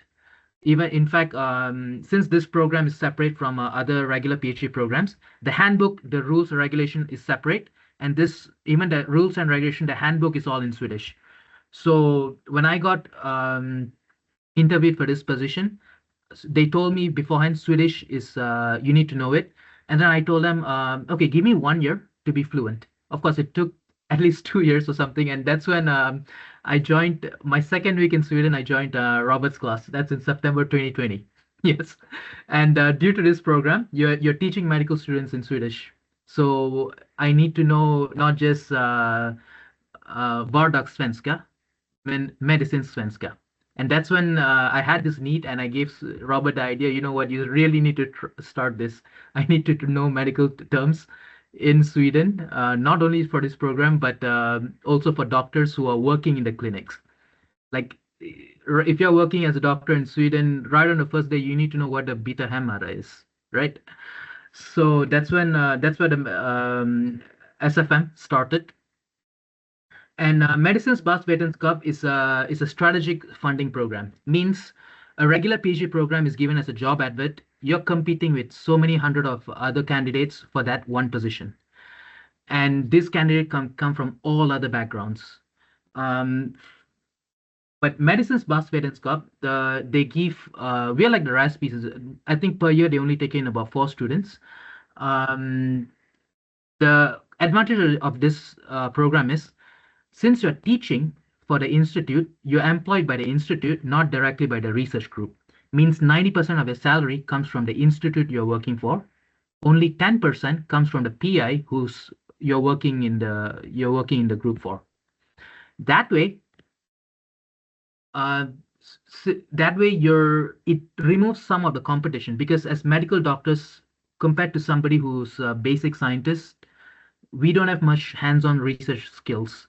So this program helps us to gives us a chance to learn to be involved in basic research, because unless you have a really good research experience, maybe you won't stand a chance against 100 or 200 other students who are applying for a regular PhD program. For example, I'll give you, like, recently my research group, they are recruiting a PhD student. The advertisement was on. I think they received easily about 200 applicants, 200, 300 applicants.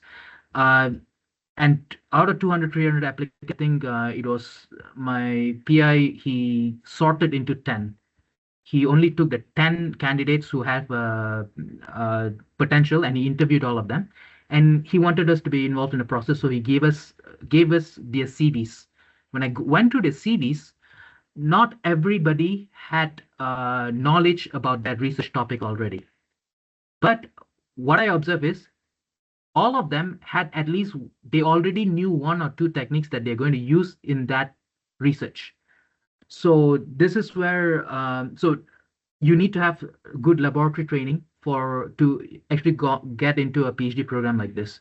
And that is where I say doing a master's program helped. Of course, in my case, my master's internship was affected. But otherwise, if you're looking for a career in research, even if you're a clinician and you do a PhD as a clinician if you want research to be part of your future career. If you just want to be a clinician, And if you just want to experience research, a master's degree is fine. If you want to actively be involved in research for the rest of your life, in addition to clinics and teaching, then you consider a PhD. Okay, so, and by the way, I like us to be interactive. So if you have any questions, we can go, I'll just discuss it along. So feel free to stop me. Don't hesitate. You can just stop and ask a question and I can elaborate on it. Yeah. Okay, so my second question is a normal week. I don't know if there's an answer for this. Let me tell you, if you're doing a PhD, I don't think there is a normal week. This is very subjective. It totally depends on what kind of research environment you're working on, what's your project, and so on. For example, I work in immunovirology. I study viruses. I study immune system.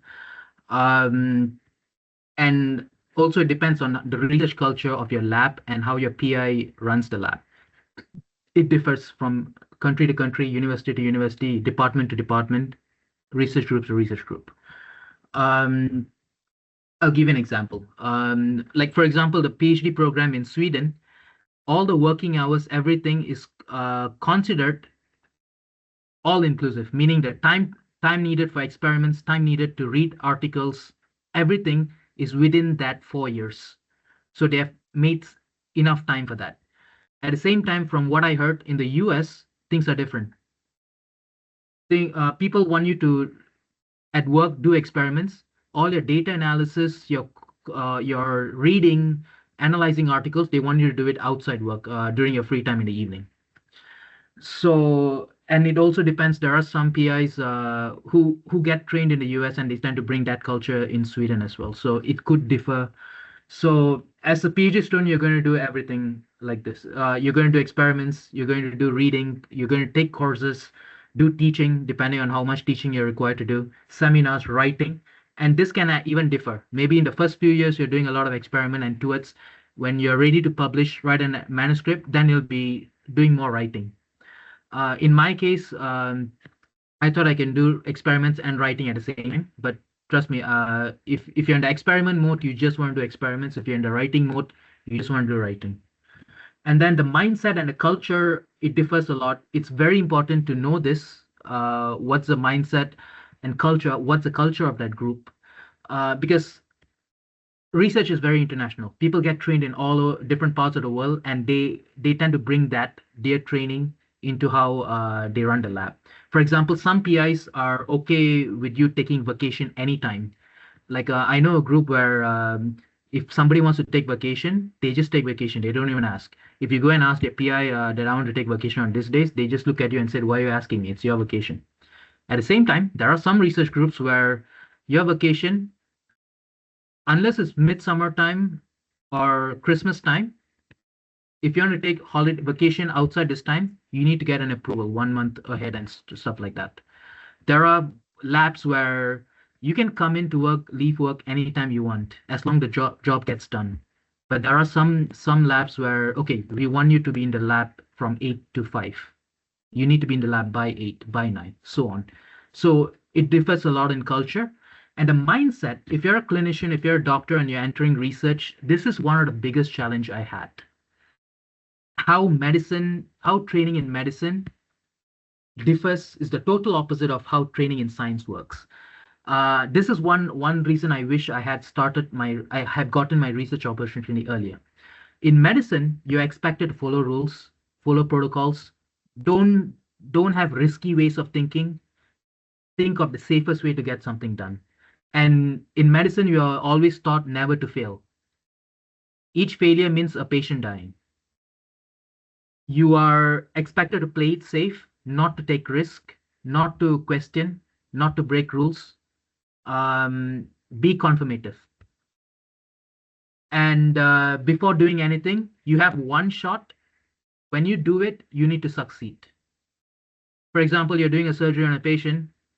You have one chance to do that surgery. In that, you need to be fully prepared, do almost a technically perfect surgery to give the best chance for the patient. That's how we are trained in medical school. Research is totally opposite. In research, you're expected to ask questions, expected to challenge authorities, you're expected to fail.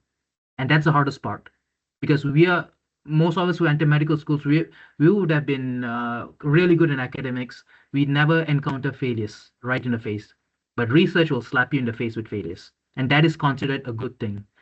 Because when I started my PhD, I had this mindset that if I'm doing an experiment, I want to do it once and I want to succeed. So I would give a lot of time preparing my mindset to do it as smoothly as possible and so on.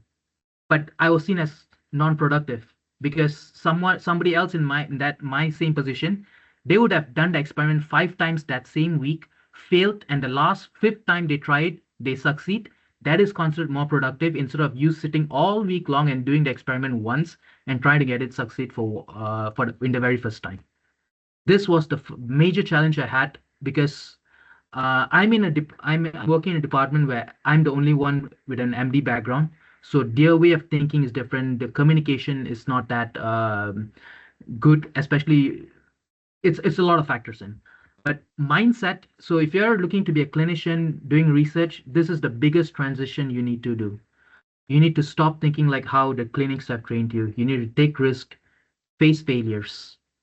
And this is easier said than done. You'll only know what I'm talking about when you're doing this. You need to know how to fail. You need to know how to come back up. Because failure can hit you emotionally. I don't have that emotional support to get me back up. So whenever I have failures, I'm emotionally depressed, and it takes a few days for me to recover and come back to do that same experiment. That was the biggest challenge I had as a doctor who has already been trained clinically, and I'm now trying to do research. I've read about this because when you look into the lives of physician scientists, they write about a biography and stuff. They do mention this, but only when you actually start doing it, you realize it's how daunting it is. And this is where a mentor figure is very important.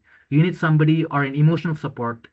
It could be a family, it could be a mentor. That is extremely important because when you fail, when you feel down, you need somebody to help you get back.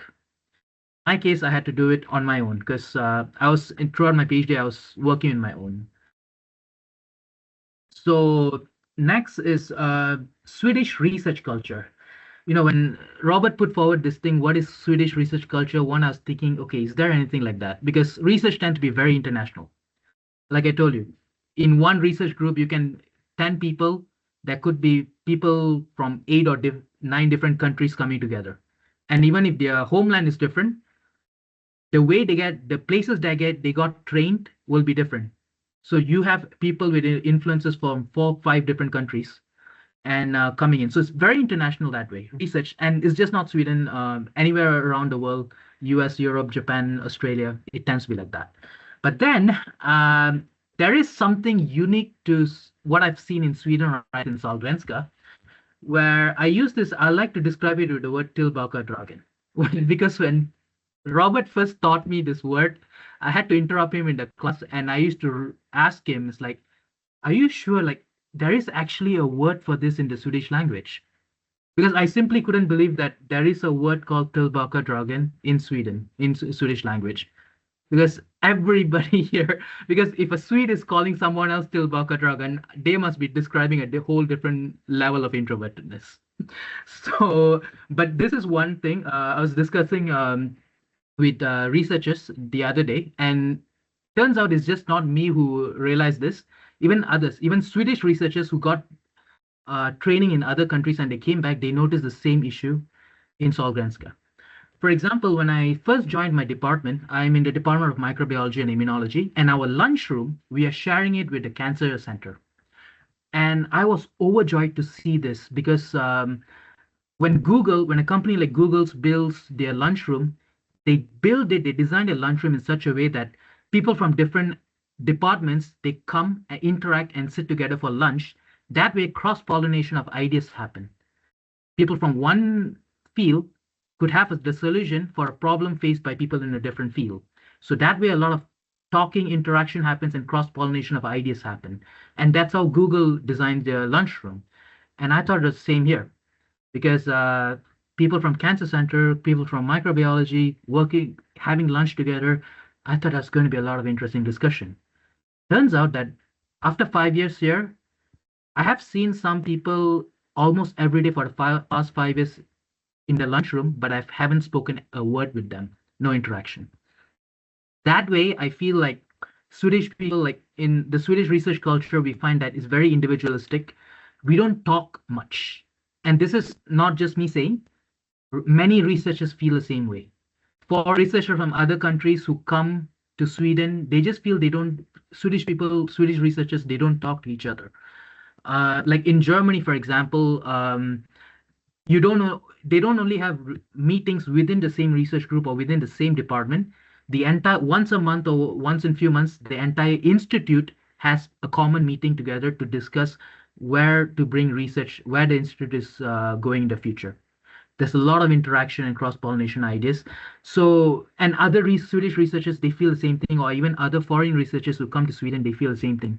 We don't talk enough about each other's research, asking for ideas and so on. And in fact, there are a group of researchers who organize conferences every year just for students alone, just to come present your work and talk to each other. And that, yeah, so, but one thing I don't understand is this a Sahlgrenska specific problem, or is it entirely Sweden is like that? I don't know if Karolinska, Linköping, Lund, or Umeå has similar issues, but we tend to think maybe this is part of Swedish research culture, which needs to change. We need to talk more often. So yeah, so tillbakadragen is just not in Swedish society, but I'm seeing it in Swedish research culture. Yeah. Next, how hands-on the supervision is. Okay, I'm an outlier in this, so maybe this might not apply to you, but maybe based on what I'm saying, you could decide something better.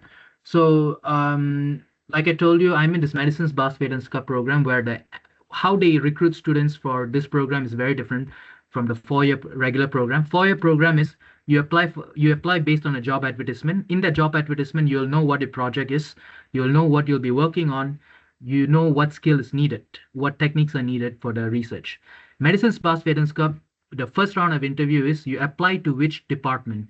You tell them which subject are you interested in teaching. In my case, I chose microbiology and immunology. So once I passed the first round of interview, second round of interview, first round, decide which department you'll enter. Only the second round of interview, they'll let you know how many research groups in that department have projects available for you. In my case, I had a group working on immunovirology, another group working on colon cancer and T cells and so on. I chose the group working in immunovirology. So in my case, I don't know what the were until I'm in the second stage of interview. That way, and also you on regular times, you're actually invited for the second stage of interview. You're actually invited to an institute. You get to talk to people, talk to a research group, go around and see if this is a good fit. In my case, that did not happen because it was COVID time. The entire interview process happened while I was in Paris. So I only came to meet these people after I got into the program. So that way, I told during the process, I told the person interviewing, including my PI and so on, that I don't have much research experience because my master's internship got interrupted. When I started my PhD, the only skill that I was already confident of doing was cell culture. I was able to culture cells. Other than that, every molecular biology, anything, I had to learn it on my own, and I was on my own. I didn't have a postdoc to help me or anybody. So there's everything on my own. I have to read up, I have to come up with new ideas and teach myself everything through trial and error. So if you're, so in my case, it was just between me and my supervisor. I do the experiment, I bring the data to him, and then I get feedback and I go back to the bench, troubleshoot and everything. So I was in a position where if I got stuck in an experiment, and no one else was using the same technique that I was using, I was an outlier that way. So if I got stuck with a particular thing, if something's not working, I'm on my own. I have to troubleshoot on my own. And that way I was thinking about my project 24/7. I don't have anybody to talk to. If I needed any help, I needed to talk to someone in a different department or contact a postdoc or somebody in a different country and discuss things with them. So that was my experience. And I think Robert knows because and first 2 years, since I was learning Swedish while doing experiments. So 8 to 5, 9 to 5, I'll be doing experiments. After 5 to 10 or 5 to 11, I'll be sort of doing experiments and learning Swedish online. So Robert always used to say that I used to visit home and live at work. So my first 2-3 years was like that. And maybe sometimes it's brutal still times. like, sorry? Those were brutal times. Brutal times, brutal, but mycket givande, because I think third year or fourth year I got my C1 in Swedish. I was able to teach in Swedish fluently. And research, yeah, I had a lot of tough times, but somehow I managed to go through it. Yeah. So in your case, if you're applying for a research position in a group, make sure you find out a lot about the supervisor, where the training is, what kind of culture. This best happens when you talk to somebody from the lab without the supervisor around. Have a personal talk. And as a PhD student, you want someone senior to guide you. Ask, is there a postdoc in that lab who's working on the same thing or is able to guide you hands-on? That is useful to know.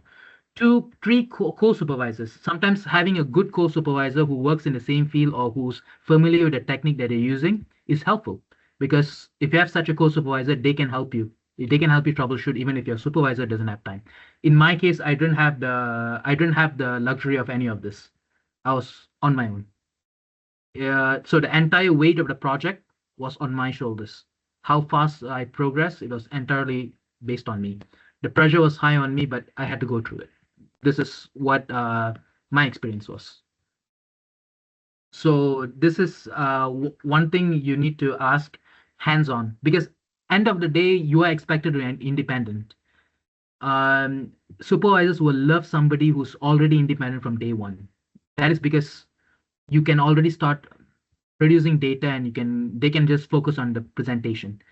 That'll be great that'll be possible if you already have a lot of research experience, but not many of us have that. So in the beginning, you need somebody to guide you, a postdoc to help you and stuff like that. For that is useful.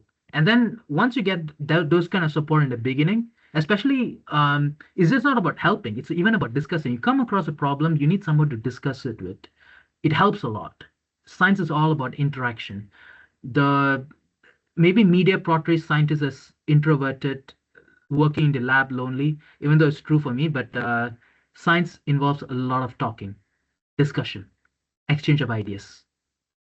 And that is one reason why many people go to the US and they love the US research environment, even though they work long hours without vacation stuff, people still love it, because getting collaboration, discussing ideas, learning techniques in the US research ecosystem makes it easy for that. Maybe that's something I wish we had more of it here. And I'm not denying that it doesn't exist. We just have to find the right ecosystem, right people around you. Remember, success is all about being in the right place at the right time, surrounded by the right people. So that's what you work in. And this applies when you're choosing your research group as well. And also, if you're an MD background, you need a mentor. And from my experience, not every lab has the ability or they know how to supervise someone with an MD background. So it'll be advantageous if you could find a PI who has a similar career trajectory as yours. If you find somebody with already an MD PhD background as your mentor or as a supervisor, that'll help you in a very big way. This is personal bias opinion. There are many PhD supervisors who could mentor you as an MD student, but that provided that they have already gone through that. They have already mentored MD students and they're successful in it. Because like I told you, the mindset is very different. I had a lot of misunderstandings in terms of this with my coworkers and so on. So choose the right mentor, choose the right research group based on this. Yeah. Next is my biggest challenges. Like I think I've already told this. Learning Swedish wasn't really a challenge. Actually, I enjoyed it, and there was because my program, since I required Swedish, even though I was told that I need Swedish for teaching, but my teaching colleagues, they were very helpful. They told, because especially I'm teaching immunology, a lot of technical terms, and you've already learned these type of concepts, terms in English. So so they told me, you know what, if you want to do it in English, just do it. Over time, you will improve and you'll be able to do it in Swedish. If you're explaining something so complicated and if you feel more comfortable doing it in English, just tell it to them. Because all the students, even though the program is in Swedish, all the students are bilingual, so they will understand it in English as well. And over time, I got a support. Like initially, I was doing that. Whenever things got a little complicated, I was using it in English, or if not, I was doing it as much as possible in Swedish. Eventually, now I'm comfortable the entire session in Swedish, actually.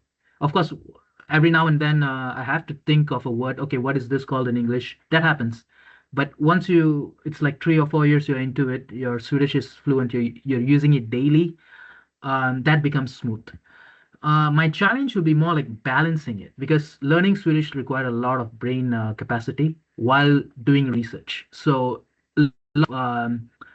it tires you out. Imagine my life was, I start work at 9 or 8, 9, experiments the whole day until 6 till 10. I'm learning Swedish, and then I work somewhere until 10 to 12, 10 to 1, and then I come back the next day.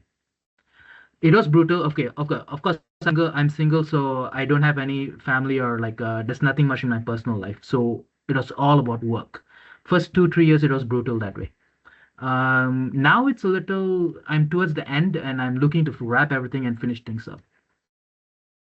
That was my first 2 challenge, and also the fact that I started my PhD during pandemic times. I used to joke that maybe in this 5 years of PhD, I've spent more time on cell lines than human beings in Sweden. Because it took me like 1 or 2 years, because when I joined the department, most of the people were working from home. So it took me 1 or 2 years to actually know who everyone was in the department. So maybe you guys, now you're applying for research opportunities, you might not face what I face. Hopefully not another pandemic, but fingers crossed. Okay. Okay, so that was a challenge unique to my journey. The pandemic, long work hours, and 2, the mindset, like I told you, to fit into the research mindset, trying to face failures right on the face, and doing this all alone. So that was my biggest challenge, actually. Halftime seminar. Next question is, yeah. Okay, this, don't worry about this right now. You guys get into a PhD program, you will go through courses, you will go through everything, and people will explain how halftime seminar works. Don't worry about that right now. Your preparation and stuff. For example, and it also differs according to institutions. Like in Karolinska, I think it's more like you present your research work, you get feedback and stuff. In Sahlgrenska is similar. Only difference is in Sahlgrenska it carries credits. So it's actually part of a course. It's an obligatory course you need to take it during your PhD program. In Sahlgrenska, doing a halftime seminar is considered part of your course, obligatory course. Good news is, once you do your halftime seminar, you get an increment in salary. So that way, this is one way how they encourage students to even do the halftime seminar early. So because the earlier you do it, you get an increment until the end of your PhD program, you'll be paid that higher salary. So that way, to encourage you to finish your halftime seminar, they give you an increment and so on. But this, don't worry until you get into a PhD program. How halftime seminar works in your institution, everything will be explained in detail. You'll even take courses for this. They'll teach you how a thesis defense work, what you need to do before, your timeline, everything will be explained. So don't worry about this aspect as of now. International applicants, this wasn't much of an issue. You needed IELTS, but they were not so strict. Like, I think my IELTS, I did take IELTS. I think by the time I applied for his PhD, it was more than 3 years since I took my IELTS, but still my certificate was taken anyway. So it's not as strict as in the UK. The UK, they want your IELTS to be within 2 years and so on. So in Sweden, it was okay. For medicinsvetenskap, it was important for you to know Swedish. But again, a lot of adjustments can be made, because I used to have a colleague from Australia who used to be in this program. Of course, he left halfway. For him, he was doing all the teaching in Swedish and so on, and it was no issues with that. But of course, like I told you, all the documentation for this program is in Swedish. So knowing Swedish is definitely an advantage. And knowing Swedish opens up a big social life and so on. So, and that is true for any country. You go to any country, learn the local language. Otherwise, international applicants in the sense, you have any question to us? Because for me, I don't feel this being an international applicant was that different. Yes, Diego, go for it. Yeah, thank you very much for your presentation. Like, I have a question which is regarding to the application itself sometimes, because I'm not a medical doctor. I never got past my 5th year, but I have a biomedical degree, and then I did my master's in medical informatics. So I've been working more on the data side of stuff rather than the microbiology or virology of it. Yeah. And sometimes I do have problems because the scope of some of the PhDs, like they are pretty much open sometimes. So like for example, I've had one interview and I'm going to have another at the end of the month, which is like for computer science, and I'm adapting that to European health data space and kind of like trying to make a model of data using AI to filter through that data and help doctors. But like the thing is, like, it's sometimes so open. I do not know what the specific departments are looking. Sometimes I have to submit like a research plan that I have to make on my own, spend like, I don't know, half a day writing 6 pages of methodology and stuff. Like, what kind of recommendations do you have, like, when you're doing those applications for PhDs? Like, for example, you only had experience with cell culture, right? For example, a lot of the investigations in regards to data nowadays use, for example, AI, which I don't have experience with, but I have experience with data. So, like, I do not even know where to sometimes just talk with them first. And, like, for example, for this one, I do have an idea, but some others are so open for PhDs, like, PhDs in Gothenburg, I've had a few, like, submit a research plan before I even talk with anybody, right? And it's like, that's okay, hardcore. so, okay, that is quite an unusual way, because most of the time, like I told you, PhD positions are as a job application, which means if a group is releasing a job application for PhD, it means they got a funding and they already have a project in mind. So they're recruiting a candidate for that project. Maybe what you're talking about is it works more like in France, where in France you join as a PhD student. Before joining as a PhD student, you apply together with your future supervisor for a project for funding, and that way you need research proposals, or even sometimes after joining the PhD program, you're required to, within the first 2 years, you're required to write a research proposal. Why 1-2 years is because they want to rise with the field of research, and they want you to identify the knowledge gaps where you can formulate the research project from. This is something that is best done with the collaboration of that supervisor, that professor. Because writing a research project is not something you do on your own.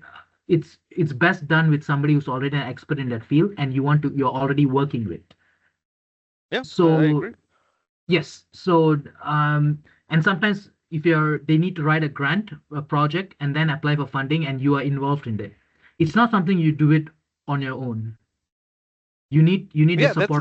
That's why I was so surprised about like this open-ended kind of like PhDs. Exactly. You know? It's I quite basically have to unusual in justify Sweden, everything and like come up with the methodology, like choose the field or the diversity field they're working with, and it like just baffles me. And I've had a few. Karolinska, for example, that does that a little bit more than Gothenburg, I've noticed. But sometimes for Sahlgrenska, they also have like some open-ended PhDs. Was like, don't you want to do this after we have a few talks? Like after the first year, like to find the exact methodologies? Like I don't understand that sometimes. Maybe the best thing is you contact the PI directly and you discuss what they're looking for, what kind of PhD candidate they're looking for, what kind of project it is, what skill is needed, and so on. And maybe they might not have everything figured out, but it's good to start a conversation and you can fit along, you can add on to it. So by the end, after discussion, you have a concrete plan and you can send this project proposal for funding and so on. Best thing is you need to talk, you need to discuss. Yeah, you can, I agree. Yeah. That's what I said. Okay. Yeah, so, I started sending emails now, like if it's just with my CV and like, let's talk about it. It's like I'm available rather than just submitting the application. But yeah, exactly. Sometimes it's been a bit strange. Exactly. Or if you get a chance, try to meet them in person. I know it might not be easy. They're busy and stuff. Distance might be an issue. Have a Zoom call. If you get the chance to meet them in person or just have a visit to the lab, just ask, hey, I'm free on this day. Can I visit your lab or something? If they're okay with it, fine. If not, just settle for a Zoom call. that'll be okay. Yeah. Thank you. Thank you. Yeah, no worries. Yeah. Okay. So research and clinical environment, how to switch from it. One thing, like I told you, you're switching, you need this mindset. You need to develop this research mindset and a clinical mindset. And then because when you're in the clinics, you're a different person. When you're in research, you work and think in a different way. Switching that mindset requires training. What I would suggest is, personally speaking, if you're really interested in research, doing a PhD, having research career in relation to clinics, try to do your research, try to do your PhD before your clinical residency. If you're interested in doing anestheticians, being a specialist, and you want to do research, I would suggest do research first, finish your PhD, and then you start a clinical career. Reason being, because it's easier to switch from research mindset to clinical than the other way around. Because once you know how to ask questions, challenge authority, be creative, research teaches you all that, and learn how to face failures, and then you switch to ST lecturer, you're doing your residency, working as a doctor. It's easier because you know the guidelines, everything, and when you read through a particular guidelines, you know why they're asking you to do things in a certain way. While PhD teaches you that critical thinking, which will be even useful in the clinics. So my personal biased opinion is, try to start your research career, research PhD studies as early as possible, even before your clinics. And in Sweden, it's possible to do both parallelly. Parallel, because you have like stuff like Forskar AT, Forskar BT. I think so far Forskar BT is only available in Sahlgrenska. I don't know if any other hospitals in Sweden introduced it. And then you have Forskar ST. While doing your ST, you still do your PhD. Or if you're already a PhD, by the time you ST, you can do a Forskar ST where your protected research time can be used for a postdoc. You can even do a postdoc, international postdoc. I know people who are doing their residency in Sahlgrenska and they have a postdoc in Boston. So 1-2 years they're in Boston and then they come back and they finish the rest of the clinical training. So that's possible. And mid-entry into MD program. If you're still a medical student, in Sahlgrenska, for example, this medicines bust Vetenskap program which I'm in, you're a medical doctor and you can enter. Or in Sweden, if you're in a Swedish medical school, or if you have finished your 3rd year of medicine, you are eligible to apply for this program. I have a student who did this. She was a medical student. She finished 3rd year. By the time you finish 3rd year, you'd have collected enough högskolepoäng to be able to apply to this. And now she's, I think, doing her PhD for next 4 years, and then she comes back to medical school, completes a clinical training, and then she graduates as a doctor. So you could do it at any. The good thing about Sweden is you can start research at almost any stage of your career. As a medical student, as a freshly graduated doctor who hasn't done the AT, or as an AT, or even as an ST. So that way, that's one reason I chose Sweden, because they're very research oriented. That way you can have a clinical career and research career parallelly. So that's one advantage with this. But only thing is, you need your mindset. You need to develop that research mindset and clinical mindset, and you need to have like a barrier in it. You need to know when to think like a researcher, when to be like a clinician. That is something, for me, it's a challenge because I started my PhD when I was 30. Maybe if you'd have done it earlier, where in your 20s, where I had more riskier ways of thinking, more creative, I was more, I was 20-year-old guy, 20-year-old medical student. I would challenge authorities and so on. So maybe that would have fitted. So I wouldn't have had much issues if I had started my PhD in the 20s. Yeah. And next question, how much Swedish is needed? For teaching, yes. Undergraduate teaching is in, the programs are in Swedish. Professional programs, I teach medical students and pharmacy students. The programs are in Swedish, but still there are some part. I was teaching a course on vaccinology. That course, it was during my 2nd year of PhD. I took that course in English, so people are okay with it. And now, if needed, I can even give that same course in Swedish if I need to. Research-wise, research, like I told you, especially if you're involved in laboratory-based research, is a very international environment. So when I'm here in the lab, the language is English. And many of my colleagues, they've been here for 5-6 years. They don't even speak much Swedish or know much Swedish because in their work, it's all English. Unless your career or unless your research is very clinically oriented, because the main language in the hospitals, they're in Swedish. So if your research has something to do with patient contact, patient data, you need to look through patient data, you need to get patient details and stuff. That's in Swedish, and for that you need to Swedish will be a requirement. So if you're doing like laboratory-based research, basic research and stuff, English is fine. If you're involved in the hospital site with clinical-based research, Swedish will be required then. What matters when applying most? Your CV, your publication, your prior contact. In my case, I think what really mattered is that I got into this strategic funding because my PI only had to pay 10% of my salary. So maybe that was the most advantage for me because I don't know because when I started my PhD, I only knew how to do cell culture. If I had applied for a 4-year PhD program and I'm competing with people with much more research experience, I don't know if I would have had a chance. And the fact that I love teaching, that what made me apply for this program. So I enjoy the teaching part of it. Otherwise, if you're applying for a regular PhD, like a 4-year PhD, your CV, it would help if you had a lot of prior research experience. If you have a technique which is useful for the project, you're already an expert, that helps a lot. Publication, this is where like a gray area. I know somebody, my colleague, who this person got employed, got into a PhD program, and one of her main advantage was she was already a co-author in a particular paper. That way, when I say co-author, this person has already had the experience of writing manuscripts, publishing. They know what a peer review program is, peer review process is. That way is an advantage. So this person, for this person, it was an advantage. But personally speaking, I don't have any publication, and I don't think to be taken much into account because the whole point of graduate school, the whole point of doing a PhD program is so that you learn how to do research and publish it. So that if you already know it, why am I doing even a PhD program? I might just apply for my funding directly and do my own research, right?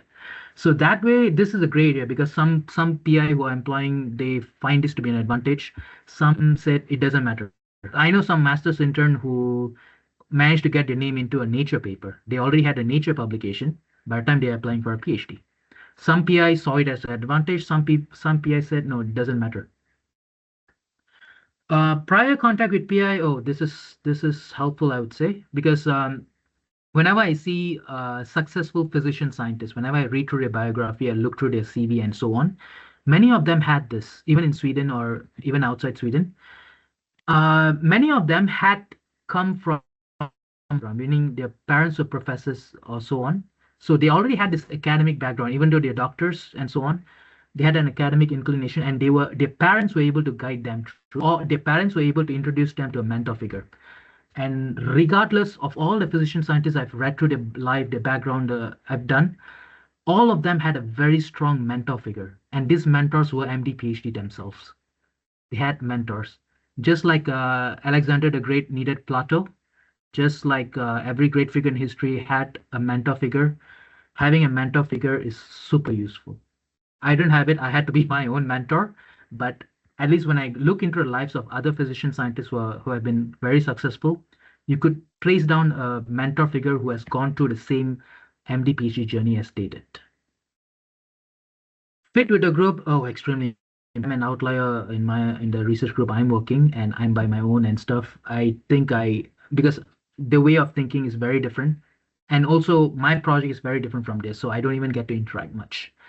The fit with the group is important. This way, best thing is, before you even take up that position, go to visit the research group, talk to each and every one of them personally. Feel the energy of the research group, how it works.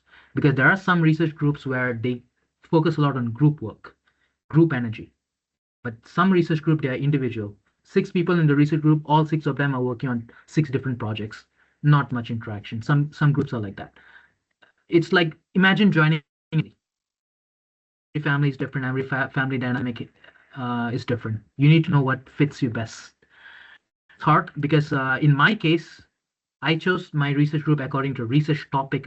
Because working with viruses has been my dream since young. I chose it, but I needed to face all I had gone through in these 4 years and stuff. Would I do it again? It's a tough question because I really want to do my PhD, and I don't know. I don't think I would have had the patience to look for another research group or another opportunity because I don't know if such opportunity will again come in the future.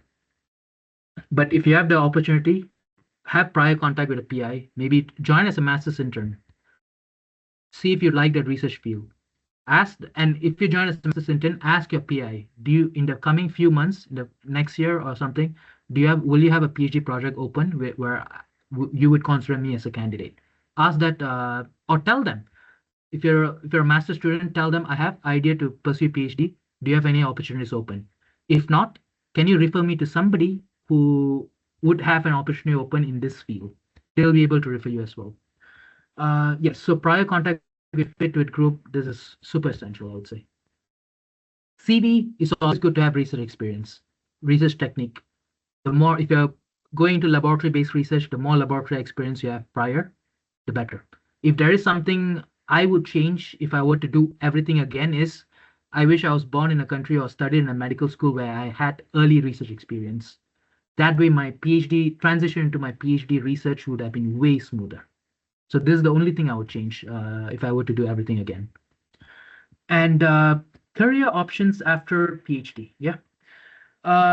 Like I told you, if you want to do a PhD, only do a PhD. If you're a clinician, only do a PhD if you want to have a career in research. You can be a clinician, you can do teaching, but if you want to have research together with a clinical career, then do a PhD.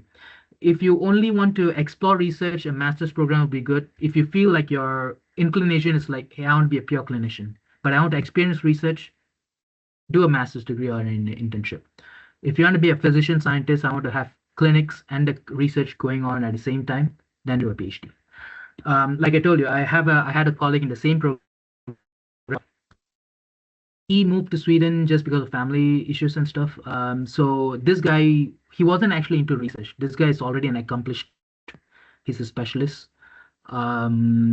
He joined a PhD program just because, like, I don't know what's his exact reason, but he told me right from the beginning he was a clinician. 2 or 3 years into the program, he just stopped the program and went off because he didn't see the point. He says, I'm a clinician, so I just want to do clinics. Initially I wanted to explore research, but I didn't see the point of it at the end. So he just stopped the program and went off. So what happens after PhD? You can continue in academia. You can do a postdoc. You can have your own research group in the future, apply for your own funding, so on, while maintaining a clinical career. Or if you want to do full academia, just I'm done with the clinics. I just want to do research. Go for it. Options are open. You can join the industry. There are a lot of pharmaceutical companies which are looking for MD PhDs. Of course, most of the pharmaceutical companies which are looking for MD PhDs want their MD PhDs to have already done their residency. That means you're a specialist in something, rheumatology, hematology, oncology, and so on. I have a colleague, and even then, I have a colleague, had a colleague, sorry. She finished the same program, Medicine Spouse Parents Corp. And she didn't do her residency and stuff, but she landed 1 year of job search. After 1 year, after she defending a thesis, she landed quite a senior position in a big pharmaceutical company here in Gothenburg. So that way she got into industry. So industry is also open. Public health, yeah, depending on your research. In my case, I'm working in viruses which have a public health potential, public health impact. So there are publications like ECDC or Folk Health Indicator, which actually employs people with MD PhDs. There are alumni of people who MD PhDs who graduated from our department who's with ECDC and so on. Överläkare. I think 10 years ago or in the past, in Sweden, if you want to be an överläkare, that is like the top hierarchy in your clinics as a specialist. I think it's like in English, we call them a consultant specialist. So Sweden was like a research-oriented healthcare system that last time they had this practice that if you want to become an överläkare, you need to have a PhD, which I thought was a good idea because it was encouraging people to do research. But turns out that there were people who were not at all interested in research, but they wanted to become an överläkare, and hence why they actually did a PhD program. And after they completed a PhD, they never looked back into research because all they wanted to do was the clinics. So now it's not a requirement anymore. You can still become an överläkare without a PhD. You want to be a pure clinician, finish your estetians.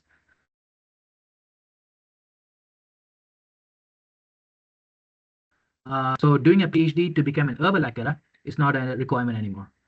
So basically, I think I've covered the options: academia, industry, public health, and stuff.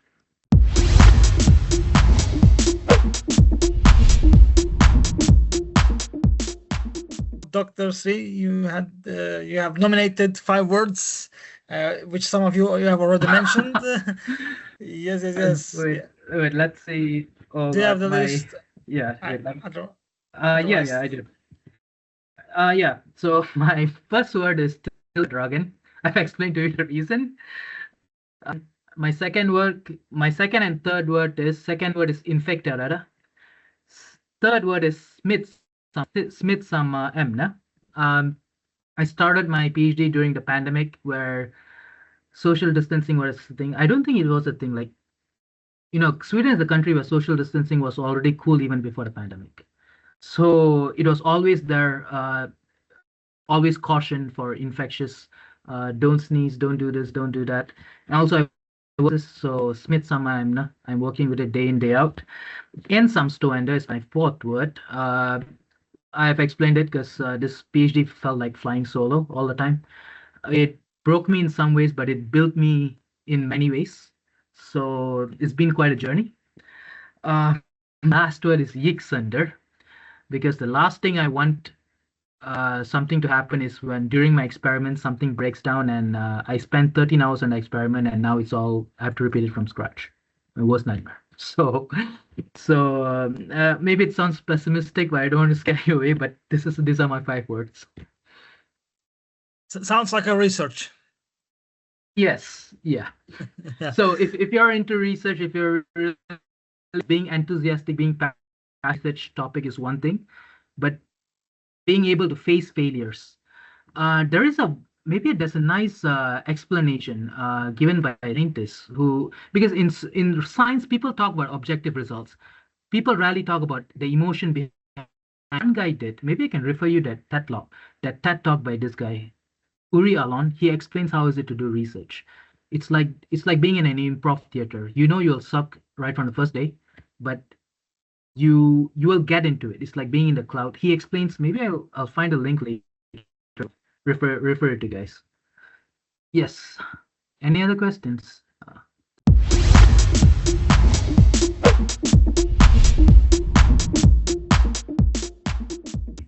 Just a moment. I think Benush has a question here.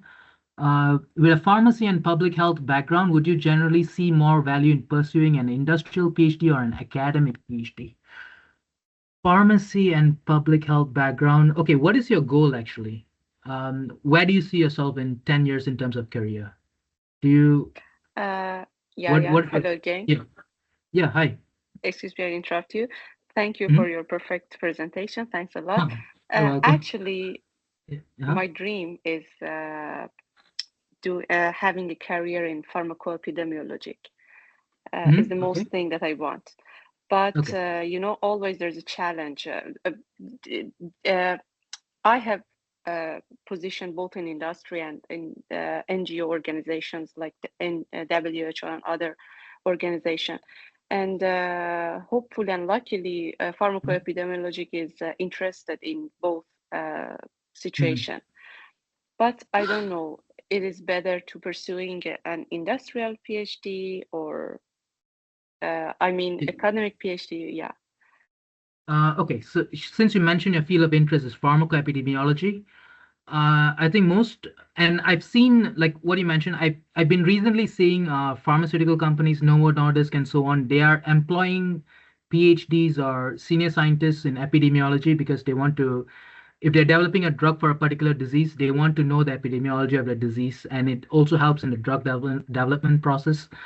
But when these drug companies are employing such a like a biostatistician or an epidemiologist, they're looking for a PhD or a postdoc level people, and they don't mention it's industrial because usually industrial PhD is done in with a focus of a product. Means if a company is funding your PhD, it means they want to get something out of it, or they want to do the kind of research which will be useful in their company or the product development. So I don't see, so far, I've not seen any industrial PhD student who's working in pharmacoepidemiology. What I would suggest is your best chance is do an academic PhD because that's where most of pharmacoepidemiology happens. After your PhD, if you want to look for an opportunity in industry, go for it. It's open to you. Yeah. So opportunity-wise, academic PhD in pharmacoepidemiology, I think that's what I've seen so far. I've never seen industrial PhD in pharmacoepidemiology. Mostly industrial PhD is focused on developing a product or doing research related to a product that interests that company.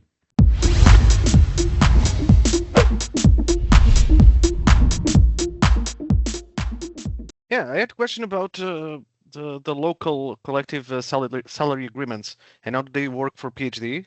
Because Csenge mentioned something around like your PhD costing 1 million to the institutions and stuff, but like who pays you, for example? Like if you work with Sahlgrenska and your research unit, or like who pays you, and like collective agreements work all the time? Like if like you receive a separate wage from different sources? How does that work? Okay, what Csenge mentioned as 1 million crowns per PhD student and so on, it's a rough figure which mentions everything, not just they're taking into consideration the cost of your research. So your research used for a project, it all counts into that 1 or 10 million crowns. Yeah.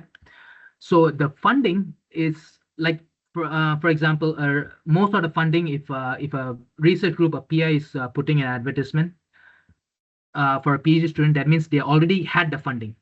That means their funding is mainly from grants. Can be European grants, from university starter grant.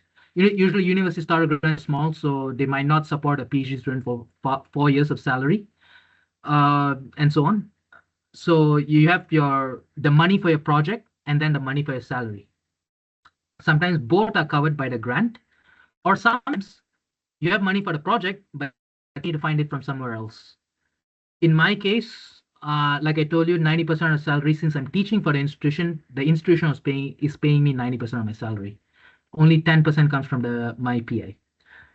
There are some cases where you may be a clinician. 50% of your salary might come from the hospital, 50%, another 50% from the research group. It all depends on the agreement.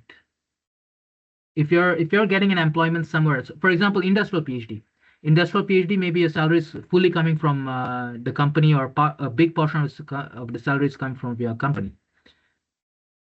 But usually, the research money is usually grant-based. So that is totally, there's no right answer for it. It's all about agreement. You're sometimes as a postdoc. Let's say you're a postdoc, you're doing 50%. You're doing in the clinics, and then you have research money. You applied for a grant, you got research money. At the same time, you're 100% applied in the clinics. Then you can do research, but most of the lecturer, they don't have time for research outside the job because it's full-time. They end up employing a postdoc to do the research for them. But the research grant is there because they've got it. So research funding is all about being flexible and making agreements with people across organizations. Yeah, I've been looking for most PhDs in Sweden, for at least the most that I've seen. I usually go from 30 to 36 in collective agreements, depending if you're working in Stockholm, Lund, or whatever region you are, right? But like, I have no. Should you look for a grant? So, for example, instead of applying for PhDs that already have grants in groups, like, should I actually be looking for grants and then like make the move there and then go talk with institutions? Like, is that even viable? You can apply for grants. after you get your PhD. Before you get your Okay, PhD, the only way you apply for a grant is you apply for a grant, a professor or with someone with a PhD. So yeah, so if you're a master's graduate looking for a PhD position or something, you have no business applying grants on your own. Yeah, that makes sense. Like half of the jobs that I see for first careers are pretty much like full PhD people. They already expect you to have the PhD and stuff. Yeah, I guess. Yes, yeah. Because when you apply for grants, you're an independent researcher, which means having a PhD. Thank you.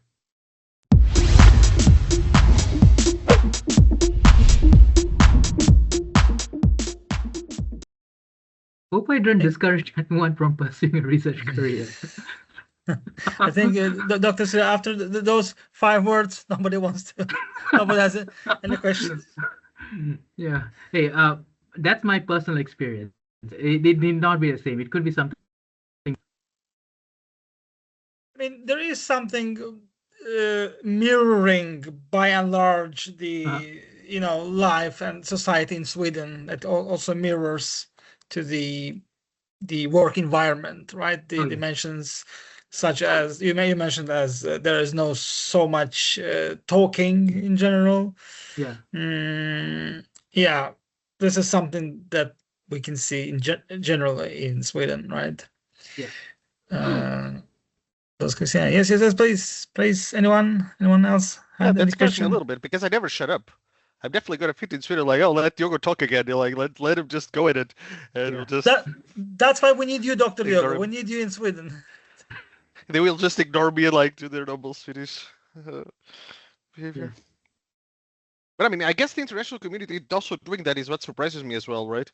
Like working in environments that have like 10 nationalities, and then like they also become Swedes in that way. That's strange. It happened to me because at one point, especially with the pandemic, and so there was so much of social isolation that I eventually became very, very, very introverted. And I got a culture shock when I went for the first conference in Sweden. Everybody was so open, and that shocked me because 2-3 years I've been so socially isolated, and I had this impression that Swedish people are closed off, and the only way to be around them is to be closed off as well. And I went to a conference, and people are so open. Swedish people are so open, talking to each other and stuff. It was a shock to me. And then after a conference, it's also as if like we didn't know each other. That's also another shock.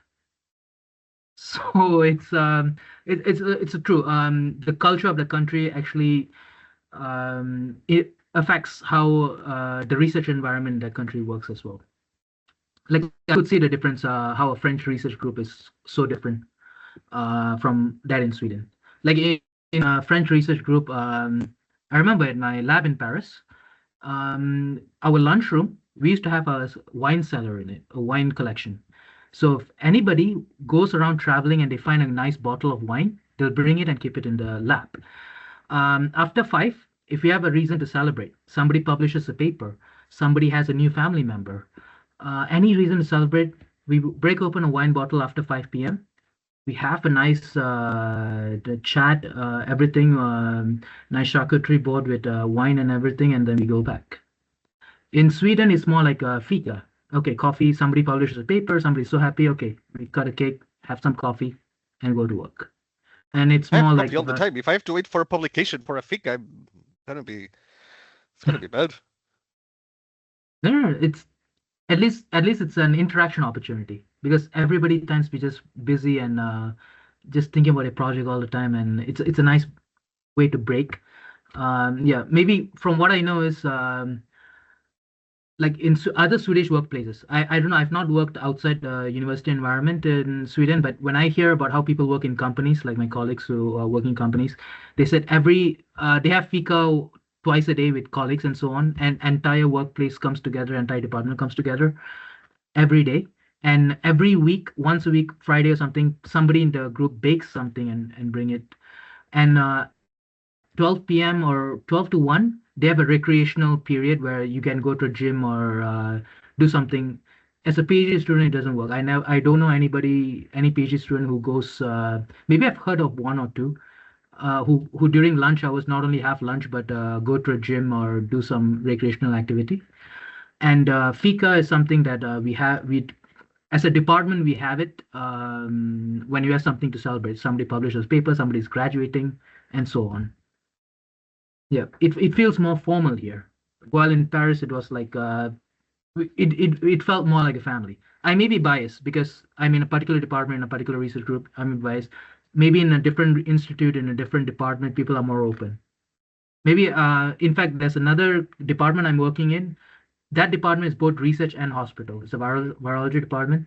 There, people are more open, I feel. Maybe my biased opinion, but I feel more connected that way. I know more people. If I need help, people are willing to like just go all out to help me and so on. I feel that.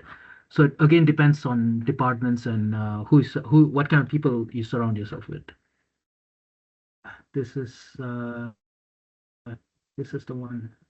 Could you see? Yes. Yeah, and it's taking a long time. This guy is Uri Alon. He's running his lab in Weizmann Institute in Rehovot. This is one of my favorite scientists, and this guy made a talk. He went through something very similar to what I went through and how he came out of it. So why truly innovative science demands a leap into the unknown. I would really recommend you to watch this. Do I have the link here? No, I'm not sure. If you're new to research, I would really recommend you to watch this. Yeah. Sorry, I mean, one last question. With regards to salary, like Yeah. I understood the part of the institutions, but like what kind of salaries do you demand, for example, for PhD? Like I know it might be different, like I've seen different estimations from different cities and hospitals, but like you have a part saying that, like because of the collective agreements, are you bound by those fixed values? Like if the PhD has like some funding and the grant started, like how much would you ask? How much is the normal like? Okay, you have like a, in Sweden it's all about fackförbundet. What do you call it in Swedish? Sorry, what do you call it in English? Labor union. Labor union. So PhD students are considered employees, of course students as well. So of course I used to joke because as PhD students, wherever it's advantageous for us to call ourselves as students, we'll identify as students. Wherever it's advantageous to call ourselves as researchers or employed, we do that. So if you want to get student discounts, I'll identify myself as students. So, but by law, you're an employee, and you have a union which sets, okay, this is how much a PhD student should be paid and so on. Also, it depends on, so if somebody is funding you as a PhD student through their grant, the university sets and the labor union for PhD students set the salary. This is how much they have to be paid. And this will be updated accordingly, according to, I don't know if they're updated to inflation, but yeah, like for example, when the Russia-Ukraine war broke out and there was inflation really high, that time they did a new revision after 10 years or something. And then in my Medicines Basvedenskas program, it was a different salary structure, especially if you're a person with a dental degree or medical degree, or maybe I'm not, yeah, then your salary, if you have a medical degree with legitimation, then you get as high. So you have agreements. A person with such and such a qualification needs to be paid minimum of this much. And then after your half time, you get an increment and so on. So it's mostly a legal thing. It has been set this way. So this is how much you have to pay. The good thing in Sweden is in some countries, okay, they might employ you as a PhD student and they said, I only have funding to pay a salary for 1-2 years. After 2 years, you have to find something else. It doesn't work in Sweden. If the PhD contract is for 4 years, you need to have money to pay the salary for the entire 4 years. Or 5 years, they'll be paid for 5 years. After that, of course, you're extending your PhD for some reason, then the students are on their own. But the good thing about PhD students is they'll need to have the salary for that entire employment, the PhD period, 4 or 5 years, depending on the program. And because you're coming from abroad, do you also get some tax exemptions for skatten, where you can get like some tax exemptions? Just so I can make the math of like how much I will take home at the end of the month with a PhD. Okay. I know right now they're making some, the politicians are making some proposal that to make Sweden as an attractive place for foreigners. They said, oh, first year in Sweden, you work, you'll get a huge taxes exemption and so on. I didn't have any of those. Maybe my tax return during the first year of Sweden was higher. I forgot how much I got back, and then the subsequent year the tax return was lower and lower. So I don't really know if I didn't officially get a tax exemption, but yeah. Maybe in the future when something has been proposed and they're implementing something, it might. But again, this proposal they're doing right now is for people on work permits with jobs. When you're a student doctoral student in Sweden, you're not on a work permit, you're on a doctoral student visa. So I don't know if the same rules will apply. Yeah, I knew the entry. For the first year, I didn't know there was some tax exemption. I didn't know about like the specific expert tax exemption, like for skatten. Makes sense. Thank you. Yeah.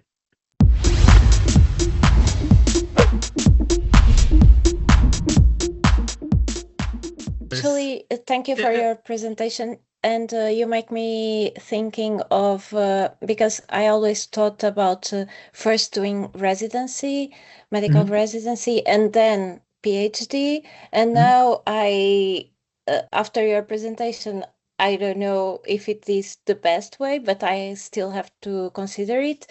When you mention master assistants, that could be a possible way to get into. You mean I applied to a master's in Sweden and then I tried to contact departments and so on, right? There are a few ways to go about. Okay, one regarding, you said you're considering whether to do a residency first or a PhD first. I'll go deeper into it. First, I told you you want to start with science. It's better because you learn how to do science, you learn how to ask questions, be independent, and then you move to clinics. I feel that's the best way. Also, depends on what area you want to do research on. If you want to do research which is more of clinical trial, not much of lab work, it's more of following protocols. You're doing a clinical trial for a drug, and or you're doing some kind of epidemiology study, more of computer analysis. That should be okay. You can do it at the same time you're doing your ST-Shans, those kind of research. You still can do lab-based research as an ST-Shans, but you will need some protected research time, and you need to spend more time in the lab, which could be heavy, especially you're balancing your ST-Shans and your heavy lab-based research.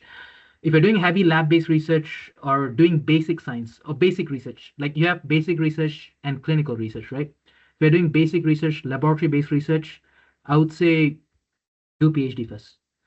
Or you can do this.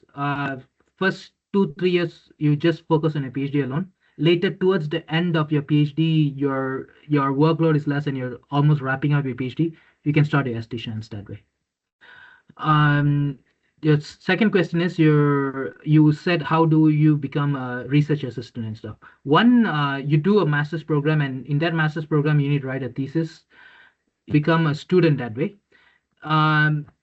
In Sweden, that position is you're a student, you're not an employee, meaning they may or may not have funding for you. In France, it's different. In France, there's a law that if you're a master's student or anybody working in academia, regardless of anything, you need to be paid a minimum salary. So in France, if you're a master's student, it's compulsory by law that they need to be paid. Like when I was an intern, I was getting like 600 euros a month, which is the minimum wage in France. In Germany, in Sweden, and so on, for master's student is not mandatory by law that they need to be paid. So whether you get paid or not is totally depends on whether you get your funding, you apply for a funding, or if your PI has money to pay you. So in Sweden, it may be paid unpaid, or if you're not a master's student, you can apply to the research group to become a research assistant, forskning assistant. That usually if people, and that is a job. That is, I know many people who are PhD students right now, they started as a research assistant, which means they came to Sweden on a work visa. They worked 1-2 years in the lab, and then they became a PhD student after that. The thing, you could do that. I've not much experience with that, but what I'm thinking is if somebody wants to employ you, they want you to already have some research skill, because if they're training you from scratch, they might as well have you as a student instead of a paid staff. Yeah. So that is something you can ask individual PIs. It's like, can I join your lab as a research assistant with the idea of continuing a PhD in the future? You tell them I have this research skill, or okay, I don't have any research skill. Is it okay if you could train me during this 1-2 years? If not, safest choice is do a master's program. Master's program will be good because you're getting a more in-depth knowledge about a field of your research interest. Like when I did my master's program in France, I was really happy. I found good friends. I had a good life as a student. In fact, I missed my life, those carefree days as a master's student. My teachers brought me to conferences. I made contacts. Even though I wasn't presenting my own research in that conference, we were just students. I knew the field. I knew who were the big people in that field. I knew how that field was done in real life, not just classroom education, but how that field really works in real life. And so it opened up that way. It made networking easier. So if you want to go for the master's program, go for it. You can join as an intern. It's way easier to join as an intern, and you finish your project, and then you ask and if you're joining as a master's forskning assistant, if you have plans to do your PhD, tell that PI early on that, hey, I'm also looking for a PhD opportunity in the future, and they'll be able to tell you right on. It's like, okay, maybe I might have funding in 1-2 years, and let's see how it goes. Or even an forskning assistant, that will be a nice period, or a master's intern will be a nice period to see whether you actually fit into the laboratory. If not, you can just find for an opportunity in other laboratories, and the skill that you learn in this laboratory will be still useful. Yeah. Yeah. Thank you so much for your advice. No worries.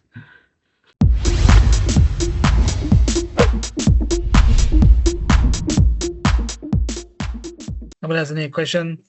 If not, Dr. Sri, indeed, thank you very much. Thank you very much. My pleasure. My the bottom of my heart, indeed. Today, both Dr. Sri and Dr. Csenge made outperformed with the depth of details. I think you guys got all the insider information from the PhD world, medical PhD world. Thank you very much, Dr. Sri. And yeah, we can see that Dr. Sri is still in the lab. Yeah. So yes. That is the very authentic. How can I say, the picture of being a research. Doctor, so thank you very much. Thank you very much for your time. I really appreciate. Really, it was really great to hear you, and I hope to see you. Since the summer is approaching, I hope one day you'll also come to Stockholm, leaving the West Coast on the boat. Go sailing. I have explored Stockholm archipelago, but I would love to. Yes. Yeah, Dr. Sri is very, very interesting person indeed. Lots of hobbies, lots of interests. But one day maybe, who knows, we can bring Dr. Sri to SFM, and we'll further. When I'm towards the end, I've done my thesis and stuff, and I'm just like, I have free time. I'll be more than happy to join SFM sessions again. Absolutely. And I've been impatiently waiting for Dr. Sri to finish his PhD because I've been following him every year. I'm being impatient too. I really want to finish this. Be like asking Dr. Sri every year, Dr. Sri, when is your dissertation? Well, next year. When is your dissertation? So hopefully it will be sometime in September, right? If not September, days. or maybe later this year or early next year, hopefully. I could do it earlier, but I just don't want to make it hectic. Finishing a PhD is one, but finishing a PhD with your sanity intact is a different thing. So I want to be happy when I finish my PhD. So of course, any of you, if you have questions after this, feel free to contact me. I think you have my university email address, or just connect with me on LinkedIn. That'll be great. Yeah. Tusen tack, Dr. Sri. Thank you very much, guys, for coming today. I hope you found it very interesting. Thank you very much. Tack så mycket allihopa. See you guys on the lessons, Pro Café, and other webinars. Thank you very much.